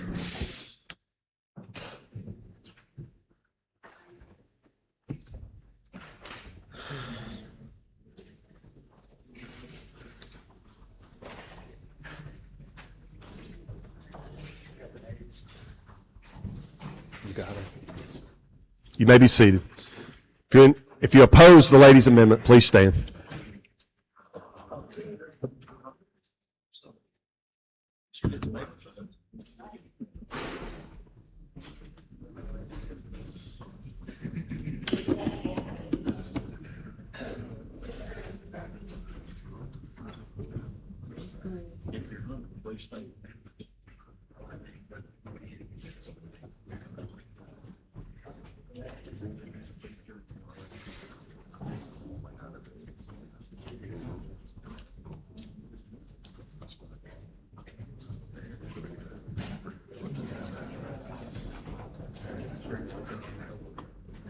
I vote 31 yeas and 61 nays. Amendment 5 fails. 6. Amendment 6 fails. All right, any further amendments? Seeing none, I have the gentleman from Jefferson has requested to speak. Gentleman from Holmes? Gentleman from Holmes, speak on the bill.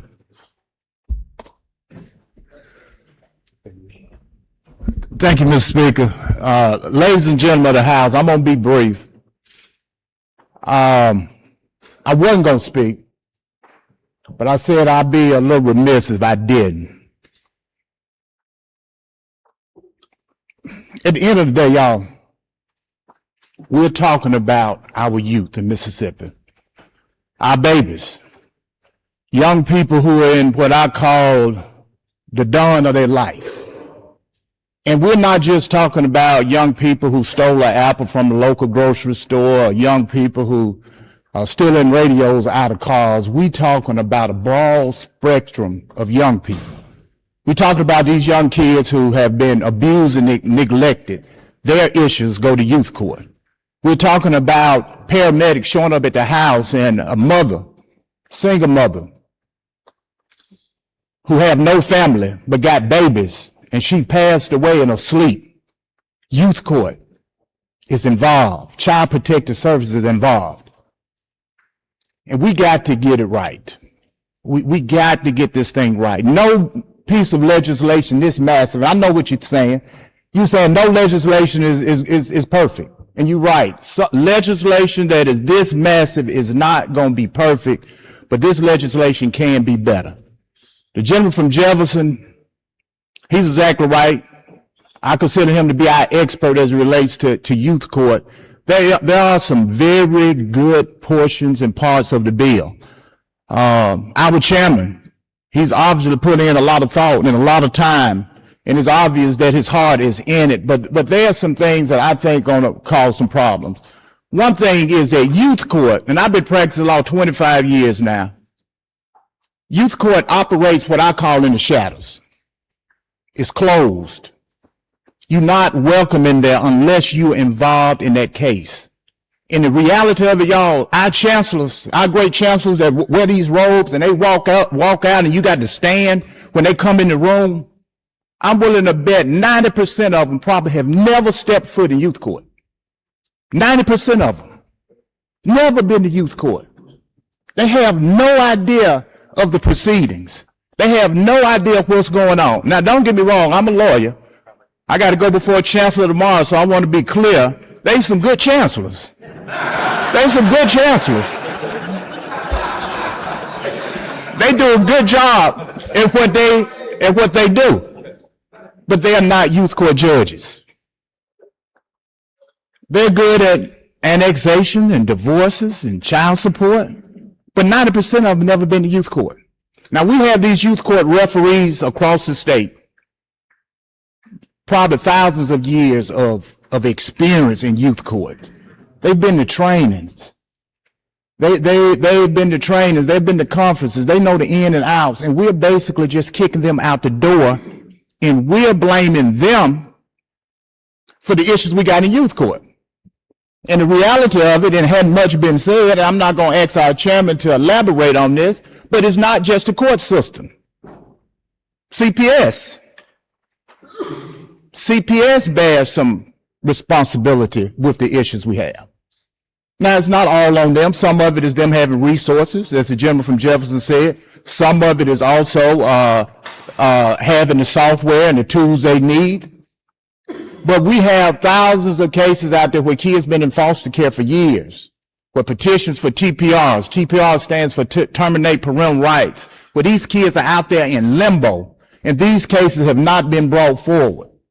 Now, if all of the things that we putting in place actually work, and these cases start coming to court, then the courts is going to be flooded with cases where you're going to have one chancellor who hearing all type of other cases are going to be bogged down, and CPS or everybody else will be able to point their finger at the judge and say, well, the judge is not having court enough.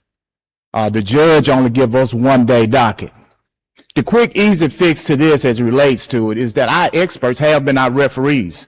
They have been our county court judges. These people are experts. But the problem is not having the resources and not paying them enough. We could have made one simple fix. Youth court have to meet once a week. Tell those referees that you have to have court every week. But the problem now is that you have referees who may set 1 day a month. Some may do two days a month. That would have fixed the problem. So ladies and gentlemen, we need to do something. I agree with the chairman on that. A lot of work, a lot of thought have gone into this legislation.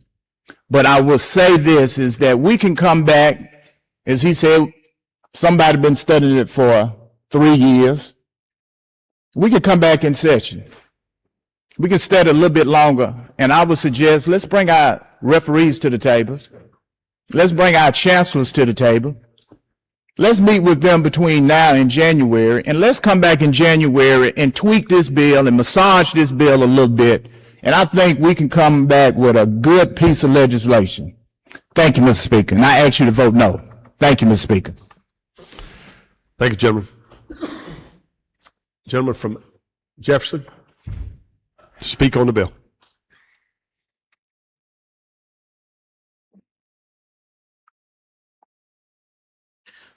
Thank you, Mr. Speaker. I want to begin by telling everybody in this body how big of an honor it has been to serve with each and every one of you, regardless of our political differences, okay, and our arguments sometimes. I really thought that we could come together on this issue and make the right decision for the children in this state. Now, what I have learned and what I have done is I have done my own research and my own due diligence when it comes to this issue.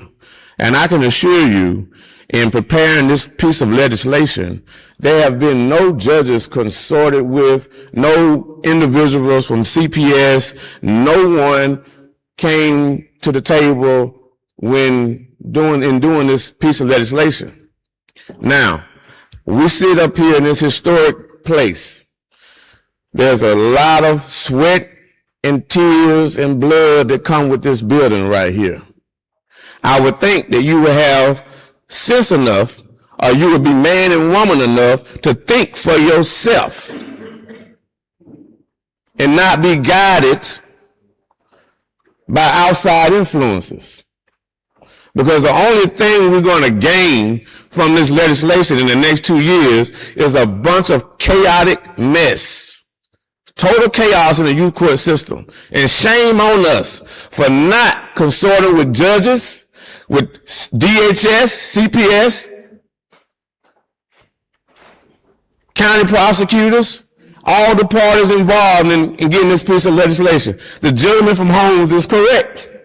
All we got to do is tell the governor to go sit down. We got this. Let's get with some prosecutors.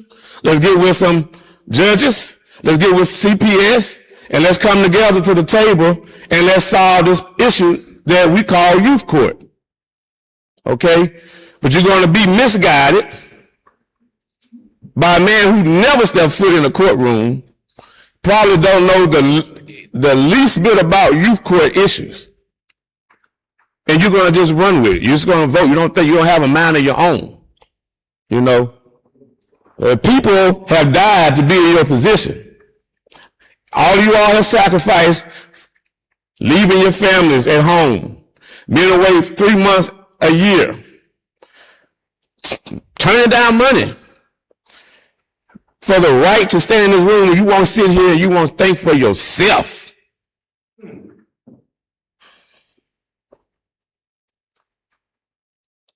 Many of you hadn't even read this legislation. You're just voting just to vote. And you causing harm to your state. You causing harm to your children. And I'm telling you, I'm standing here today, July 16th, Jeffrey said there's going to be a lot of chaos in the youth court because you don't have the sense enough to think for yourself. Now, this is a issue that we should all come together on, agree on. We're not asking for no money in this place. We're not asking for no money in that place. We ain't talking about voter registration. We're not talking about voter ID. We're talking about our children. And you sit here like cowards and can't even represent your own interests. I'm asking you all to vote no on this bill. Let's go to the table. Let's talk with our judges. Let's talk to our CPS people. Let's talk to all the parties involved. And let's have a real bill. Let's hit a home run next session. This may be our last session. Let's hit a home run for our children in this state, for the best youth court in America. We could do it. Vote no on this bill. Gentleman from Adams, Mr. Johnson, you wish to speak? He passes. Gentleman from Green. Gentleman from Green is requested to speak on the bill. Then I recognize gentleman from Grenada to close. Thank you, Mr. Speaker. Well, I think my remarks will be a little more lighthearted than that.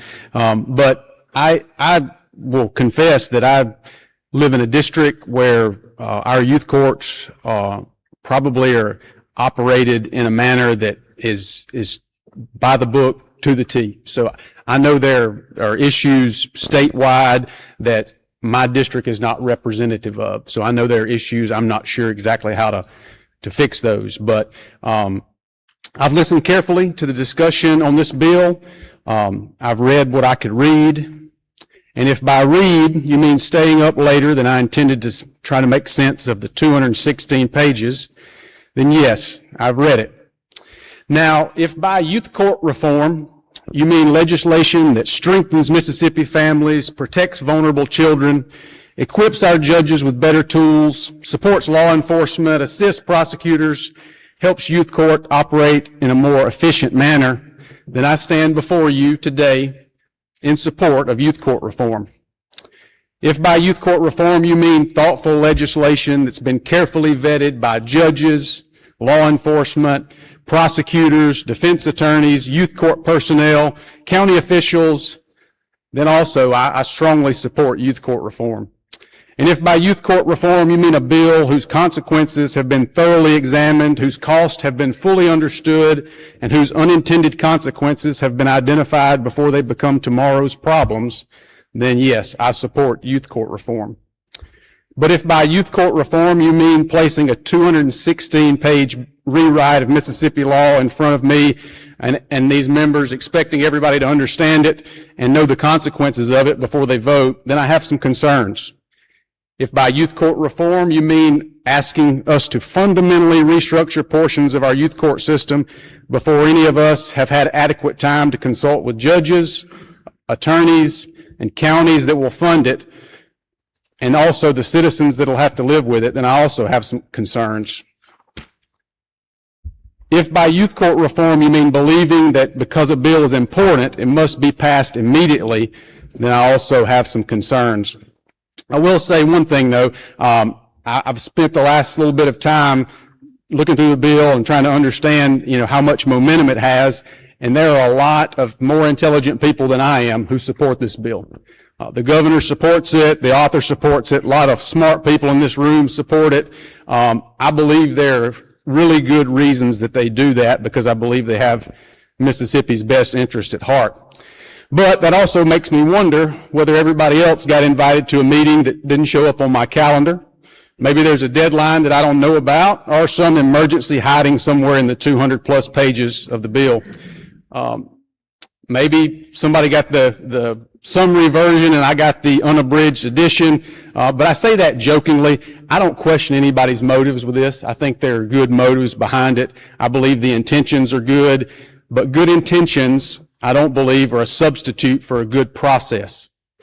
This bill repeals existing statutes, creates new procedures, restructures youth courts, changes judicial responsibilities, changes prosecutorial responsibilities, changes confidentiality provisions, creates new judicial offices, and touches nearly every corner of our judicial system.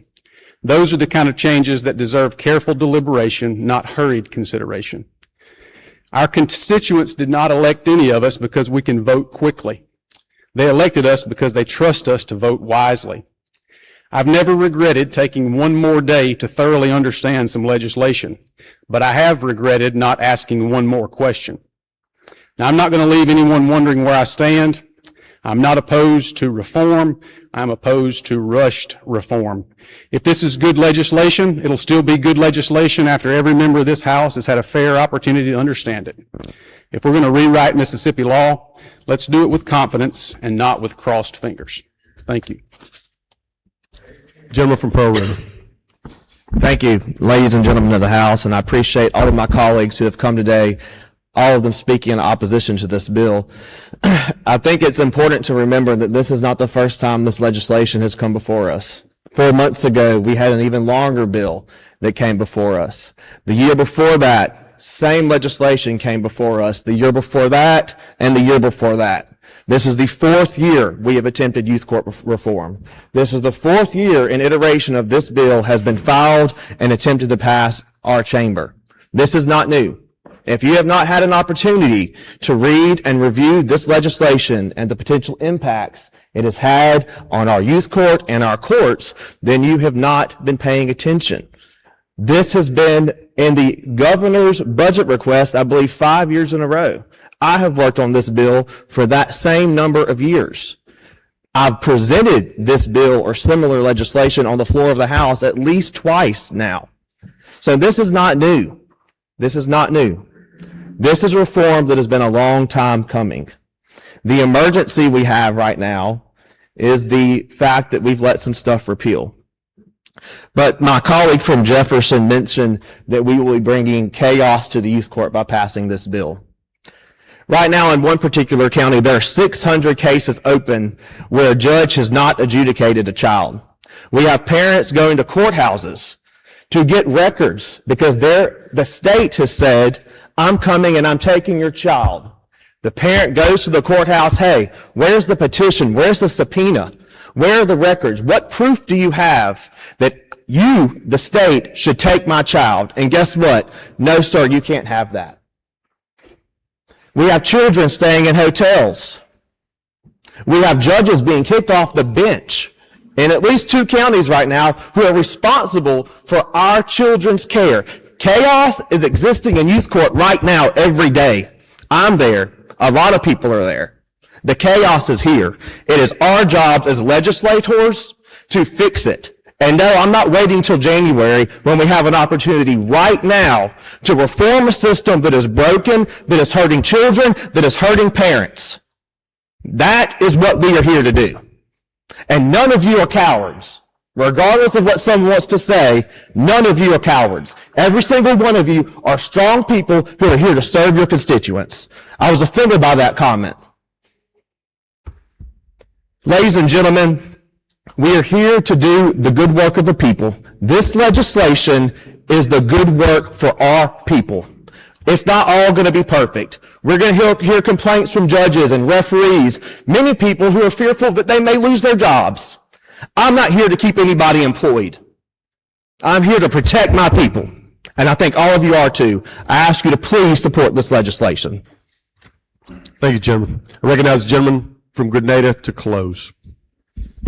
Ladies and gentlemen, I've been chairman for a while, 2 committees, and I told members that I don't get up here and practice law up here when I talk about bills. I'm not getting paid by the hour. I don't want to waste anybody's time up here.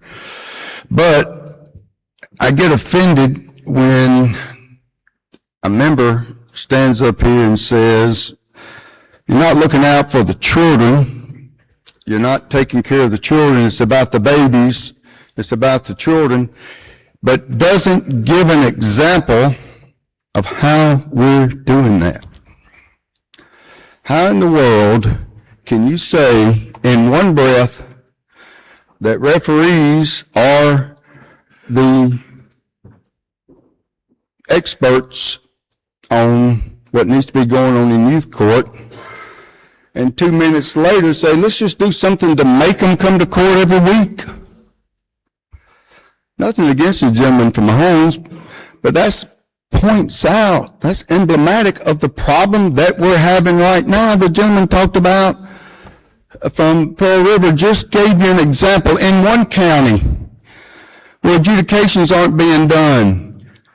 I could stand here all day long and talk about some of the people that have called me in the youth court system about other counties up my way, and my friends from the river counties. I can't imagine in the Delta any of y'all voting against this piece of legislation. Well, you're going to have a full-time judge handling youth court in these counties where they do not have the financial resources to do it. The state's picking up that ticket. If you want to follow me today to the Delta, hop in my car, I'll pay for the gas, and we will go up there and we will talk to some children in detention facilities that don't have orders in place. Any order, period. And I don't care how many phone calls you make, ain't gonna be an order entered today. I don't care if that man calls, the governor calls, I call, or any of you call. You don't get ordered today. How in the world, if we put more people in the system, more eyes on our children, that's a bad thing? How can we argue that? I understand the gentleman from Green's concerns. This bill, like the gentleman from Pearl River said, this ain't new pudding here, folks. We've been doing this for 4 years. my main concern, why it hadn't been passed when I was Judge Beat first year, was trying to figure out where the money was going to be. Now we've decided state's going to pay the money. That solved a lot of my concerns. We're going to take over a lot of the county responsibility in certain counties, except for those over 50,000 population that are taking the ticket on themselves, and we're going to help those counties and help those children. When I go home today, vast of my 7 children, at least 5 of them are going to be there, and probably going to be 20 more in my home. Some I know, some I don't, running around my house. I can promise you there's going to be a number. But don't stand up and say, I don't care about children in this piece of legislation. Because I do. We have been dealing with this for years and years. We have got to get some uniformity in the system. And I ask that the members that are considering voting against this, that have got these youth court chancellors coming to their district, will reconsider their vote. Because this is important to your area. You are going to have a full-time judge. The gentleman from Jefferson gave an example about things not being done. We need to look out for them. Let's take time to look into this. We don't have any more time, folks. The governor is on board to help. Not surprised that he was willing to give us, or at least support, chancellors, 9 chancellors throughout the district. I'm glad that he did. He sees the need, and I appreciate it. But don't think for 1 minute this piece of legislation hurts children. It does not. This piece of legislation is a move in the right direction to make sure that we have all the information and we can help children daily, every day. I want a full-time judge in place that he can be called, he can be consulted every day. You won't have some of the problems that the gentleman from Holmes talked about or Jefferson talked about. This legislation is designed to eliminate those problems, not kick the can down the road with these problems. Ladies and gentlemen, I hope that you will find it in your heart, those that have concerns about the brevity of the bill and how we didn't spend a lot of time on it. Don't let that be the reason you vote against this piece of legislation. Find something else. Figure out whether or not anyone in opposition to this bill has said how this bill hurts children. Just don't say it hurts children. Prove it. Move for final passage on the morning roll call. Gentlemen, moves final passage on the morning roll call vote. If you wish to not be recorded as a yes on the morning roll call, please stand. Anyone wish to not be recorded as a yes? If you want to vote no, please stand. Otherwise, you will be recorded as a yes on the morning roll call.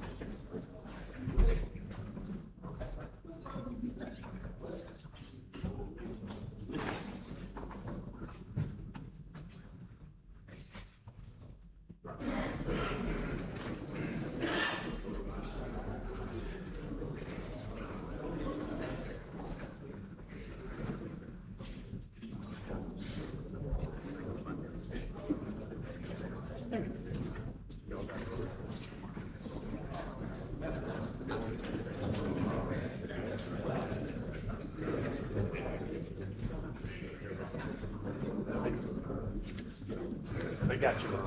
They got you.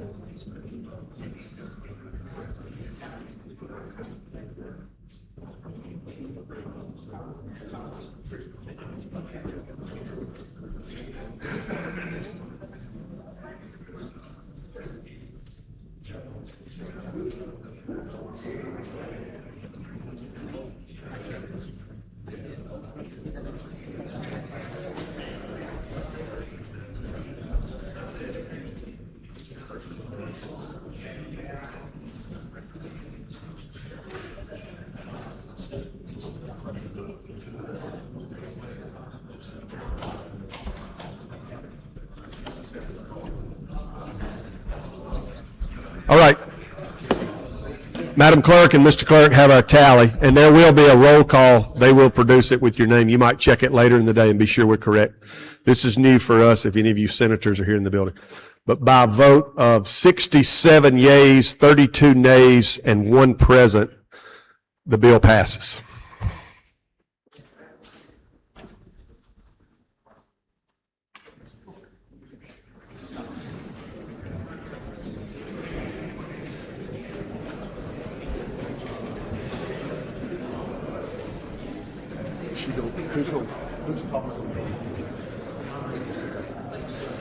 All right. We are just about to recess for a lunch break. I believe the gentleman from Jackson, can y'all hear me? Gentleman from Jackson, you're recognized. I think my voice about it will be a meeting of the Appropriation Aid Committee at 2 p.m. 2 p.m. on the first floor in this building, right? Mr. Chairman, in this building on the far end in the committee room. Yes, sir. Appropriations A at, what did he say, 2 o'clock? 2 o'clock? 2 o'clock. All right, with that in mind, we will recess until 2:30.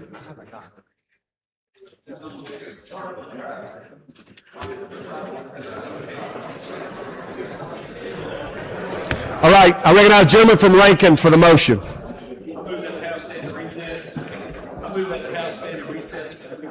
Gentleman's motion is the House stand in recess till 2:30. If you favor the gentleman's motion, indicate by saying aye. Opposed, no. The ayes have it. House stand in recess till 2:30.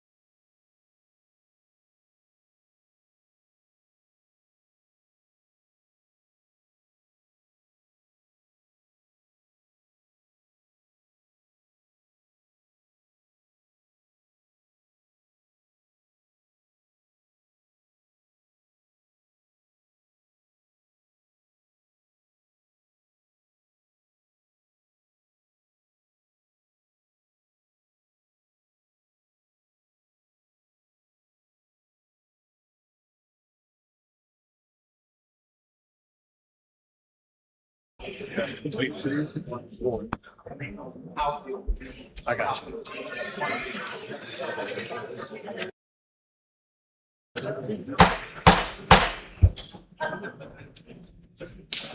Please let the House come back to order. I'll recognize Madam Clerk or Mr. Clerk to read the report.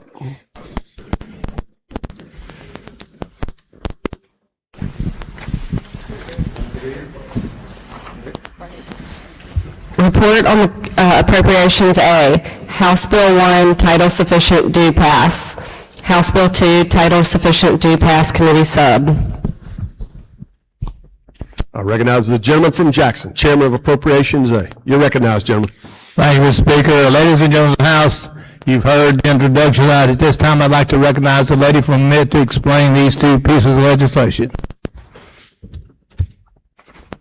Lady from the MIT, you're recognized to explain the bill. Thank you, Mr. Speaker. I'd like to go to item number 1, House Bill number 1, call it up and make the usual motion. Can you hear me now? Lady calls the bill up, moves the rules be suspended, the bill considered engrossed, read the third time, and placed on final passage. All in favor say aye. Opposed, no.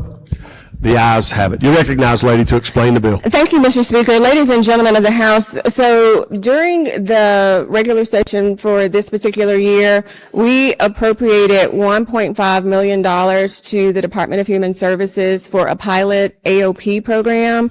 House Bill number 1 is just revising the purpose of that $1.5 million that we appropriated to DHS earlier in the year, so that now that money will be used for the youth diversion program, and this money will also go with additional money that's going to be appropriated for the youth diversion program in House Bill number 2. That's an explanation of House Bill number 1, Mr. Speaker. I'll yield for any questions. Questions on the bill?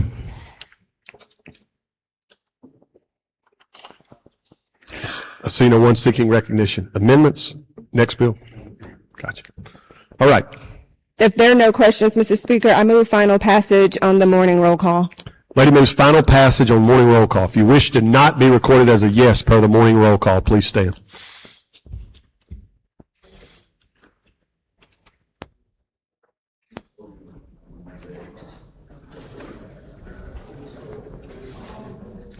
All right.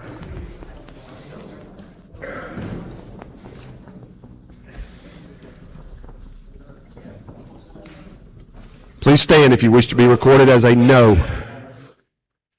Gentleman from Adams, gentleman from Jefferson, gentleman from Holmes, and gentleman from Washington, and gentleman from LaFleur, and gentleman from Pike. Gentleman from parts unknown. All right. Any others, Mr. Clerk? We tally no.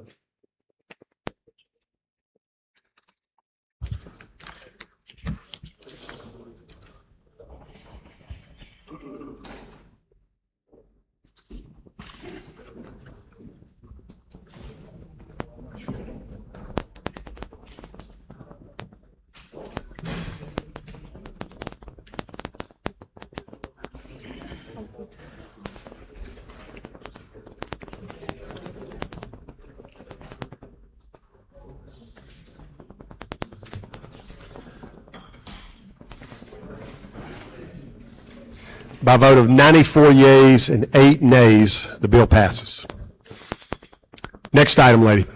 Thank you, Mr. Speaker. I'd like to go to item number 2 on the appropriations calendar, House Bill number 2, call it up and make the usual motion. And lady, I see you've got a committee sub. Yes, Mr. Speaker, I move adoption of the committee substitute for consideration in lieu of the original bill. Lady calls the bill up, moves the rules be suspended, the bill considered engrossed, read a third time, and placed on final passage. All in favor say aye. Opposed, no. The ayes have it. Lady moves for adoption of the committee sub for consideration in lieu of the original bill. All in favor say aye. Opposed, no. The ayes have it. You're recognized, lady, to explain the committee sub. Thank you, Mr. Speaker. Mr. Speaker, ladies and gentlemen of the House, the committee sub for House Bill number 2, Section 1, is appropriating $12 million in capital expense funds to the Department of Human Services for renovations, upgrades, and the expansion of the Oakley Youth Development Center for the fiscal year beginning July 1st, 2026 and ending June 30th, 2027. Section 2 is appropriating $7.5 million in general funds to DHS, and this is for the purpose of establishing a statewide youth diversion program. Again, it's going to be for the fiscal year beginning July 1st, 2026 and ending June 30th, 2027. So with the $1.5 million from House Bill number 1, that'll make it $9 million total. Section 3 is appropriating $10 million in capital expense funds to the Department of Public Safety to defray the expense of acquiring, renovating, leasing, planning for, or designing additional youth detention facilities in North and South Mississippi. And this act is going to take effect and be enforced from and after passage. That's an explanation of the committee substitute, Mr. Speaker. Questions on the committee sub? Gentleman from Hines, you're recognized for a question. Thank you, Mr. Speaker. Young lady, if you would yield for me. I will, yes. Thank you. Of course, this facility is located in Hines County. Do you know at current time what the census is at this facility of young ladies and young men there? Do you know that? I can get that information for you. So I know that they're trying to get Oakley up to 60 beds and they have 30 currently, but to break it down in terms of males, females, I can get that for you. Also, do you have any idea of what these, Pardon me, I'm told it's all males. okay. Do you have any idea what these renovations are going to be? New building, new facilities, whatever. I used to chair youth in this committee some years ago. If you bear with me one second, gentlemen. So they're going to be, it's an illustrative list that can span from operations, supplies, facility needs. Well, I will say the best way to explain it is that at Oakley, and you know this, especially since you used to be the chair, that they have a lot of buildings there. Some of them are vacant. So the main goal of this 12 million is to make sure for those buildings that are vacant, that we're able to bring these buildings up to speed so that we'll be able to house. I'm concerned about the housing there and more concerned also about the educational facility there for these young people who happen to have to be there. Right. And so that's what I'm saying, gentlemen, is that those are some of the needs that will be utilized for the 12 million. That I really would appreciate that. If I could do what? If you could, a breakdown of that expenditures, of where it's going, the money, the 12 million, how it's proposed to be spent, I would appreciate it. Once there's been a determination, again, as you know, Oakley has several needs. And so with this $12 million, rest assured, the money is going to be devoted to make sure before anybody or additional beds are made available, that the housing is up to speed and it meets codes. And I know that's your concern. Thank you. You're welcome. Further questions? I see no further questions. The gentleman from Adams has indicated he has an amendment. I will recognize him at this time for his amendment.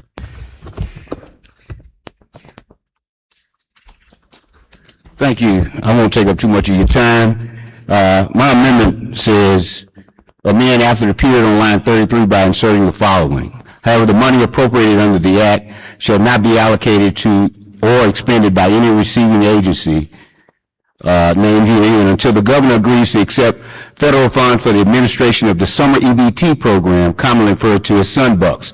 I've heard people so passionately talk about how much they care about kids, how much they care about the youth. The governor got on television to talk about this bill was about the youth. We want to make sure we do something for them to make sure that we take better care of them. But all this bill so far, apparently, we just spent $12 million to expand facilities to lock up more kids. So I guess the diversion program is really meant to be efficiently administered in a way that we can put more kids behind bars. But that's fine. But if you care about kids, you wouldn't turn down $38 million a year of a summer EBT program that feeds children every summer. Feeds children every summer. 320,000 children in this state that get fed during the school year don't get that same service during the summer because the governor chooses, because he cares about kids, not to accept that money. $114 million in the last 3 years. So I would suggest that until the governor proves that he really cares about kids by accepting money that would feed children during the summer, we shouldn't expend any of these funds. That's the gist of my amendment. Thank you. Questions on the amendment? Thank you, Mr. Speaker. I see no questions. I recognize the lady to respond. Thank you, Mr. Speaker. We oppose the gentleman's amendment. He was very passionate in presenting it. However, I would say that we had a long debate, very worthwhile earlier this morning, several questions posed about various facilities, several questions that the gentleman, the chairman from Grenada said, okay, we're going to be discussing this in appropriations. And you've got an appropriations bill that's coming forward that's going to address some of these concerns. If you adopt the gentleman from Adams' amendment, then guess what? You're hamstringing and won't be able to spend this money. That's not what we want. You've passed this bill. Again, very lengthy, very worthwhile debate. You passed the Youth Court Reform Act. You need this appropriation bill to go with it, and you need it so that it is not, and I will again say that it is not hamstrung by a condition based on an amendment from the gentleman from Adams. So I ask you to oppose the gentleman's amendment. And again, we've already had the Youth Court Reform Act to pass. This is the Part B that goes with it, and you're going to need this money, and you need it to be able to flow fluidly through the state agencies. Thank you. Recognize the author to close, should he wish. He's taking his seat. All right. Question occurs on the gentleman from Adams' amendment. I'm sorry, gentleman from Pike. For what purpose? I got to come back now.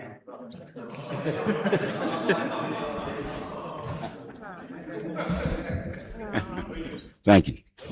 Gentlemen, real briefly, so your amendment, it doesn't necessarily stop the money that's in, stop the money in the appropriation bill, does it? No, it just suggests that the governor takes the federal money, that 50% of it is paid to administer the program, and 100% of it is used to feed children. And again, this is money that's been offered to this state, one of the poorest states in the nation, by the federal government, correct? Yes, we're number 49 Okay, and the governor is rejecting that money. for 3 years. Okay, and all your amendment does is says that we will not fund this until he accepts that money. We're not locking up we're not expanding the lockup of kids until we start feeding them. That's all Okay, it because says. it's more important to feed kids than it is to lock them up. Is that I would correct? think so, yes. Okay, and surely everybody else in this body would agree with that, right? If they care about kids, as the chairman of Judge B said, he cares about kids. He's gonna have 20 running around in his house this evening. So we want to make sure everybody got something to eat. Thank you. Thank you. We're going to see if you can do the dance, gentleman, good as he did. You're recognized for a question. Thank you, sir. Gentlemen, would you say that hungry children are inclined to petty larceny? Yes. As to shoplift food out of convenience stores, maybe see a few dollars and went and pick it up? It makes them more susceptible. At the end of the day, if somebody is hungry, they're gonna find a way to eat. And would you say petty larceny can lead to grand larceny and other larceny, large larceny? It's a contributing factor, yes. So we are trying to cut back on crime. We're trying to help. We're trying to make this a whole program. We're trying to cover the universe. And this is regardless of race, regardless of party, this is about children. Yeah, it's always about the Thank you. children. Yeah. Thank you, Mr. Speaker. All right. See no further questions. Gentleman's closed on his amendment. If you favor the gentleman's amendment, indicate by saying aye. Aye! Opposed, no? No! Noes have it. Noes have it. Roll call is demanded. There is sufficient number.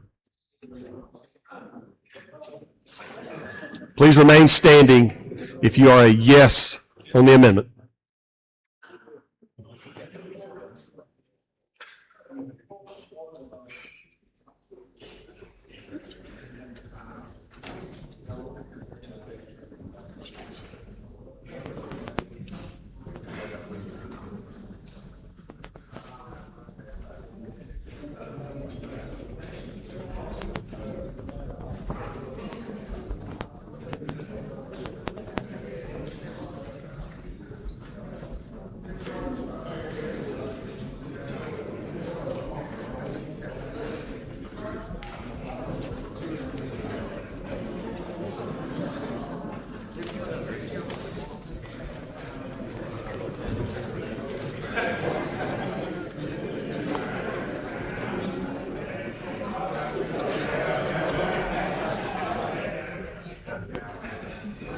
By vote 46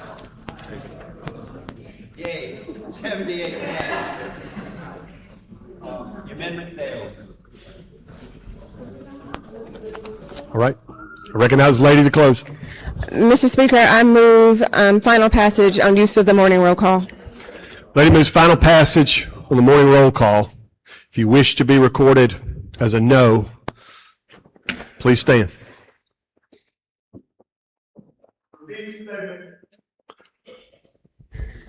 The lady urges final passage on the morning roll call. If you wish to not be recorded as a yes per the morning roll call, please stand, and you will be recorded as a no.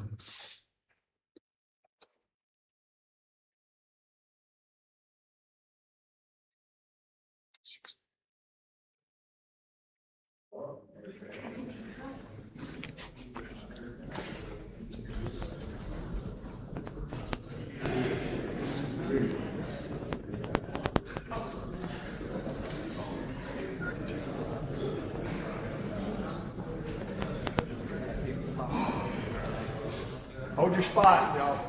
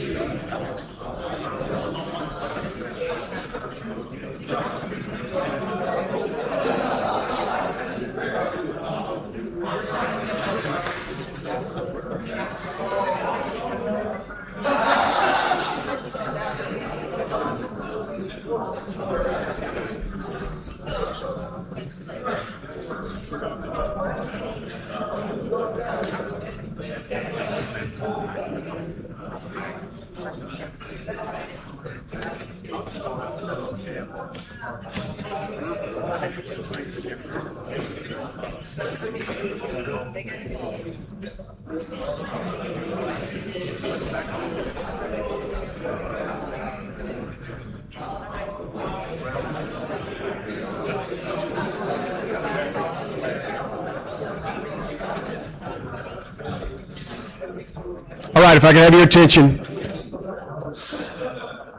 With regards to House Bill 2, those wishing to be recorded no, please listen for your name. We're afraid we're missing one. And I'm going to use your full names. These are the no's. Willie Bailey, Earl Banks, Grace Butler Washington, Bryant Clark, Justin Crosby, Ronnie Crudup, Oscar Denton, Jeffrey Harness, John Hines, Kenji Holloway, Jeffrey Hullum, Keith Jackson, Tamika James Jones, Robert Johnson, Kabir Kareem, Solomon Osborne, Darrell Porter, Zakiya Summers, Chet Taylor, Ricky Thompson, Otha Williams. Who did I miss?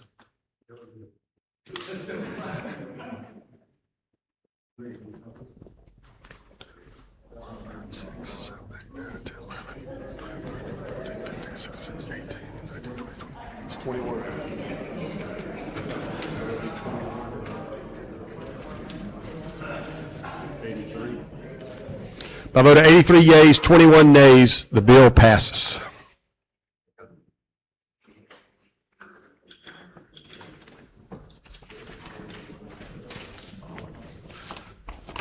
Gentleman from Benton, for what purpose? Thank you, Mr. Speaker. I'd like to hold HB 1 and HB 2 on a motion to reconsider. All right. We will do that. Anything further before we recess, subject to call?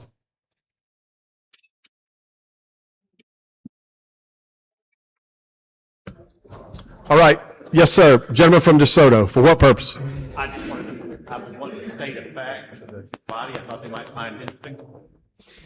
The gentleman wants to state a fact that you might find interesting. I know this is somewhat irrelevant, but I was talking to the lady downstairs. There was the thought of this is historic, us meeting in this space, but then it was brought to my attention in 2007. I think they had opening 2009, I believe it. or 2009. But this is the first time that legislation has been passed in here since 1903. All right. Depending on where you are, that may be a great day or not a great day. Thank you, gentlemen. All right. Gentleman from Jackson, for what purpose? We're recessing, we're fixing to recess subject to call. Okay. All right, y'all, we're going to recess subject to call. We're going to do a status check on where we are. Y'all, step outside if you need to talk. I'm sorry. It carries in here. Folks can't hear. We're going to recess subject to call, not to a time certain just yet, and give us just a few minutes to see where we are with the other end of the building, as well as with the governor's office. And we will, if you will, hang tight for just a minute, and then I will try to get us a more definitive time on a recess motion. But at this time, I would entertain the gentleman from Rankin's motion. My motion is recess subject to call. Gentleman's motion is stand in recess, subject to call. If you favor that motion, indicate by saying aye. Opposed, no. The ayes have it. House stand in recess, subject to call the chair.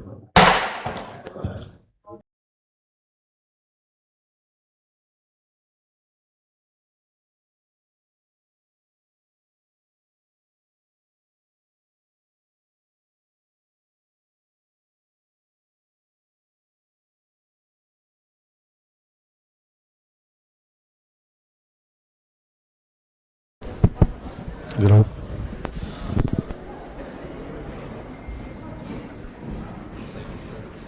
I just want.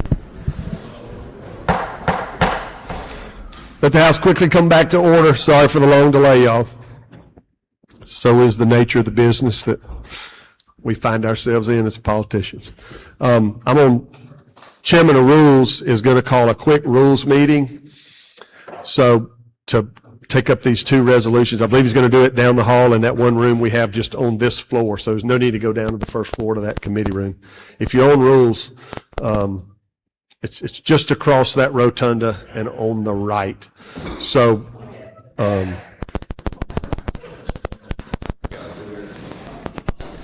rules meeting in that rules makeshift room right now.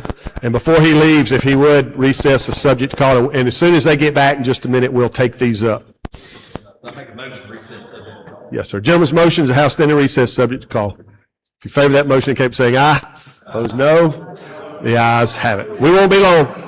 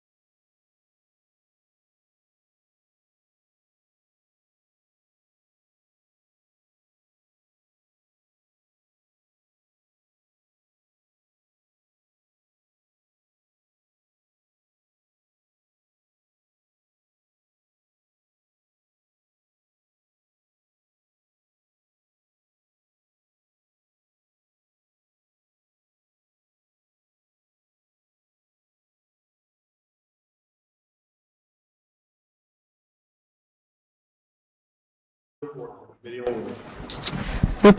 the Committee on Rules. House Resolution 1, title sufficient, do be adopted. House Resolution 2, title sufficient, do be adopted. Y'all, as I recognize the chairman of rules, gentleman from Rankin, these are our two resolutions honoring our two members we lost here recently. We had already done some proclamations, but some family members. Is it not on? Is that better? Okay, I'll be closer. At any rate, we had done proclamations. We were trying to get those into official resolutions since we were here for some framing and some other things we're going to do. But just know in January, we are planning on having both families, not on the same day necessarily, but we're planning on a much bigger and larger celebration of our colleagues' lives and with their families. So this is more about getting something out right now for official resolutions, if you will. I didn't want anybody to think we weren't giving them their due in any way, because I plan on, we've already talking to the families and getting that stuff worked out for probably sometime in January or early February. But we will take these up today, and I recognize the gentleman from Rankin. Thank you, Mr. Speaker. So I will call up H.R. 1.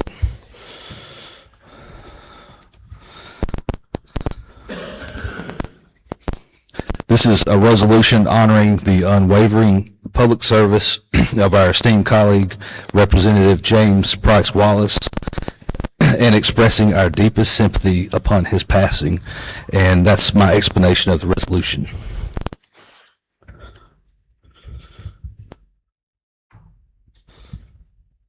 All those in favor of the resolution indicate by saying aye. Aye. Certainly none opposed. Resolution passes. Next item, gentlemen. I'll call up House Resolution number 2. This is a resolution mourning the loss and commemorating the life, extraordinary legacy, and public service, and also the distinguished legislative career of the Honorable William R. Bowe Brown, and expressing our deepest sympathy to his family, friends upon his passing. And that is my explanation of House Resolution 2.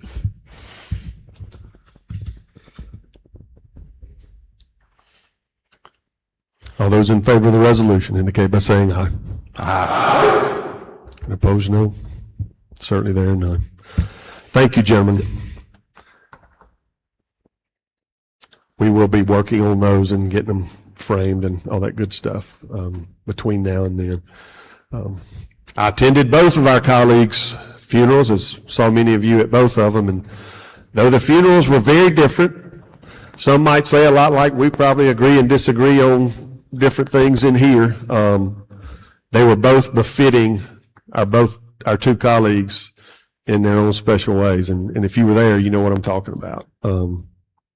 A reflection of their life and their legacy and the way folks spoke about them in their mourning and in their celebration of their lives. It was a neat experience for me and in remembering them. So we look forward to honoring them with their families early in the session in the spring, Lord willing, and we're all back over there across the street. All right, we are seeing where we are. We're going to release these two appropriations bills that we've held on a motion. There's been a lot of work today. We were trying to see where we were on a potential getting somewhere on the PBM reform legislation that has seemed to continue to escape us. The parties are very close. I thought we had a deal 3 or 4 times today. We're very close. They had a deal last night. As the bill comes out for everybody's review, there's a few more changes. So I can't report to you that we have a deal and the governor will be expanding the call. I don't want to lead you on about that. But they are very close. My thought is we would release these two appropriations bills, let the Senate start working on those, which will take a little time for them to get them through committee and through the Senate floor. That gives these parties that have been looking at this PBM negotiation to see if there's a path forward before we all leave town. So my thought is we wouldn't sine die yet. We would simply recess subject to call. let them be working on those two appropriations bills per our agreement with the Senate, and see if, in the meantime, over the next hour or so that it takes for that, to see if there's a pathway cleared for us to take up PBM legislation either tonight or tomorrow, if the governor should expand that call. I was hoping to report to you that we had a deal by now, but it's that's where we are. Y'all all look about as somber as I am about it. Any question or comment on that? It's quiet in here. Yes, sir. Gentleman from Jackson.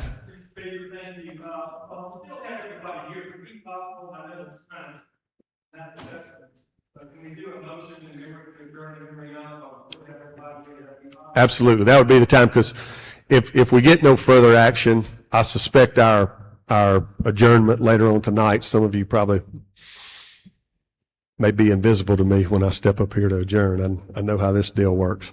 So for adjourning memories, and I know we've been out of time, some of you may have others, but I know gentleman from Jackson and Representative Holm, he's here as well. I knew some of you had expressed an interest in working on that. So now would be the proper time, and I would entertain those gentlemen.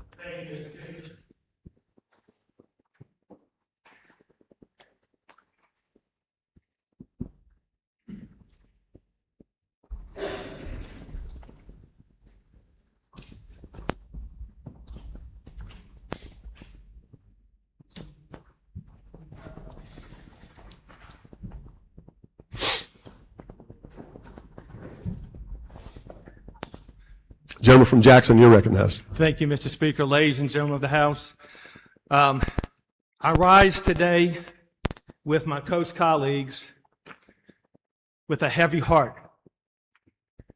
On behalf of the coast delegation, and if there is no objection, on behalf of the entire Mississippi House of Representatives, I would like to make a motion to adjourn this special session, or today's session, in the memory of Nolan Wells.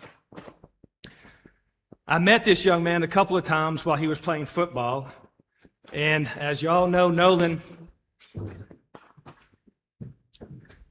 was the young man that was taken way, way too early from us while he was at Horn Island.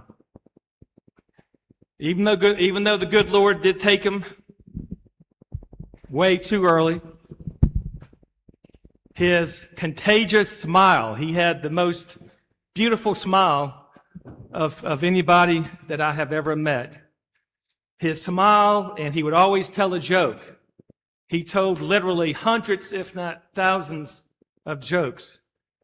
Even though the good Lord took him away, that smile, ladies and gentlemen, and those jokes that he told to hundreds, if not thousands, of our fellow citizens, will remain with us. And I'd like to recognize my dear colleague from Harrison County. He would like to say a few words to you. Gentleman from Harrison, you're recognized. On behalf of Nolan, young man, student athlete, a pillar of the community, he was a beacon of hope and a beacon of light, not just for his family, for the entire Mississippi Gulf Coast and the state of Mississippi. A young man who did and was doing everything right when the good Lord called him home. But one of the things right now we want to honor young man Nolan about, and the people of the state of Mississippi, is we're Mississippi. All of us are Mississippians. We are a state and a nation built on laws and doing what's right at all times. So we ask you to pray, continue to pray for his family, pray for him, pray for our state, and continue to help us come together in this tremendous time of chaos and confusion, and let the state of Mississippi stand up and show our brotherly and neighborly love. And Mr. Speaker, if I may, I would be remiss if I didn't tell all of y'all that Nolan was a tremendous role model for the youth of Mississippi. He was not just an accomplished athlete, student, but a tremendous mentor for the children of Ocean Springs. Thank you, gentlemen. Thank you all for that. And thank you for standing together for that. When we adjourn tonight, we will certainly adjourn in his memory. It would be my suggestion, certainly you Coasties may be primary authors, but we would probably all like to be added as co-authors on that adjourn in memory. If you wish to not be included, please notify the clerk's office if you wish to not be part of that adjourn in memory. Are there further adjourn in memories? I thought I saw a few standing earlier. No?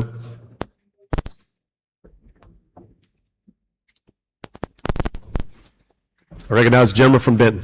Thank you, Mr. Speaker. I would like to withdraw my motion on HB 1 and 2. All right, gentleman's withdrawing his motion. Yes, lady. Mr. Speaker, I'd like to ask for immediate release for House Bills number 1 and 2 on the appropriations calendar. Lady's request is for immediate release on those two appropriations bills. Is there objection? Hearing none, we will follow that procedure. Anything further? My suggestion is going to be, I gave the Lieutenant Governor my word we wouldn't adjourn and leave. And I'm still hopeful that this time may afford us a deal. So it's 6 o'clock. I know many of you probably, if you left now, you could probably get home tonight, and I understand that. Some of you do. I wish there would be a reason for me to call and tell you, well, you got to come back tomorrow. That may very well happen. I'm going to suggest we recess until 7:30 to a time certain, and those of us that are still with here, if there's been no movement on the other issues, we will most likely adjourn sine die for this special session. That's the best update and logistics I can give you at this time, just being brutally honest of where we are. But we are a little bit in no man's land when it comes to where that might end up. Is there a question or comment on that? I would certainly entertain it. I'm being honest with you about where we are.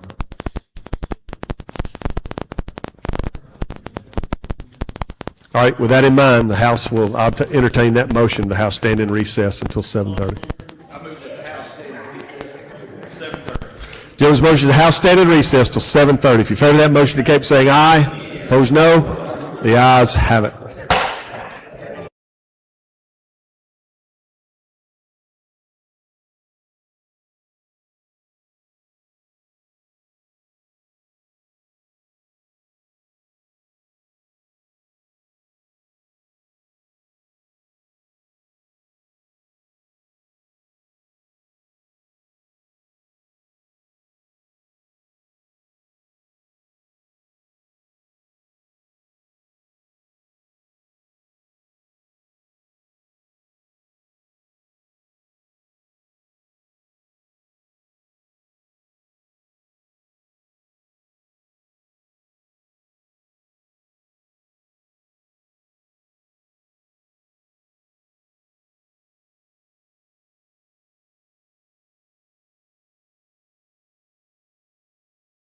Come back to order one more time.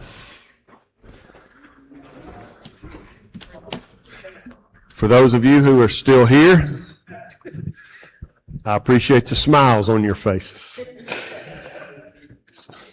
Some of you have cups. Was alcohol legal when this place was still running as a legislature? All right.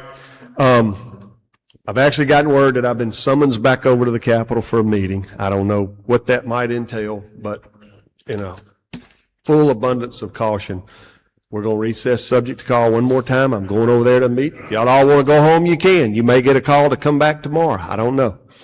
I'm doing what I'm being asked to do. So with that in mind, I would entertain the gentleman from Rankin's motion to recess subject to call. And I understand if you all want to go to dinner, Tammy will send out a text and notify you of any other developments, which may be simply that we are going to adjourn sine die when we do come back. But before we do that, there's a few acknowledgments and thank yous I wanted to do in case y'all are all really going when we come back. First of all, there's a young man here that's been with us for a couple of days. Several of y'all have gotten to meet him, and he's ran a few errands and helped you with a few things. If y'all had met William Brown in the back, there's William. He's still here with us. He is interning this summer. He is interning this summer with our Mississippi Supreme Court, specifically Justice Sullivan. He is from Chapin, South Carolina. He attends Clemson University, and we are glad to have him here, and we hope he will figure out a way to want to stay in Mississippi or come back and help contribute to us and our people. But William, thank you for coming over and helping us out for a couple of days. We appreciate it very much. It's been good to have you. We appreciate our Supreme Court for loaning him to us. We also need to thank Barry White, the Director of Mississippi Department of Archives and History, and Miss Cindy Gardner, the Museum Director here, for the use of our old Capitol and all of their staffs, and specifically Liz Welch with DFA and all of her people, Miss Brenda Davis. Let's give them a round of applause. Mr. David Nolan and all of our IT folks and everybody, thank y'all for scrambling. They got about as much notice as we did, and they made this work. And if this has got to be our, secondhand digs, they're pretty good digs in a pinch, right? And so, if there's a reason for us to come back between now and first week of January, we kind of know what we're up for. And I want to thank all of y'all for making that happen, all of those names and staff and folks that I thank. Thank you, Miss Brenda. Appreciate you stepping in and appreciate y'all making all this happen for us this week.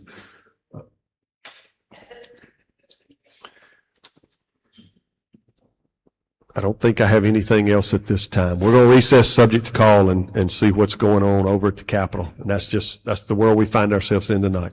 Gentleman from Rankin, I recognize you for that motion. My motion is recess subject to call. House stand in recess subject to call of the chair.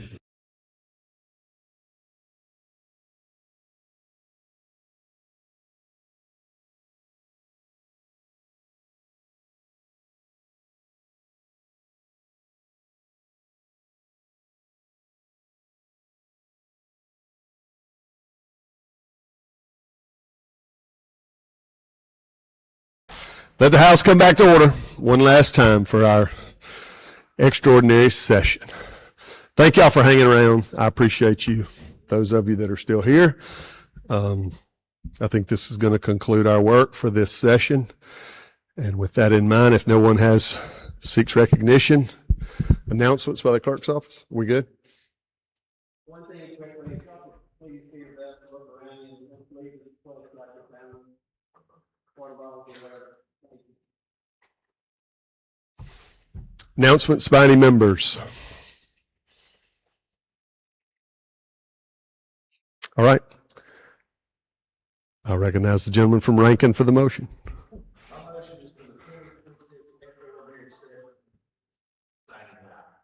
Y'all have heard the gentleman's motion. If you favor the gentleman's motion, indicate by saying aye. Opposed, no. Unfortunately, the ayes have it. House will stand adjourned. Sine die.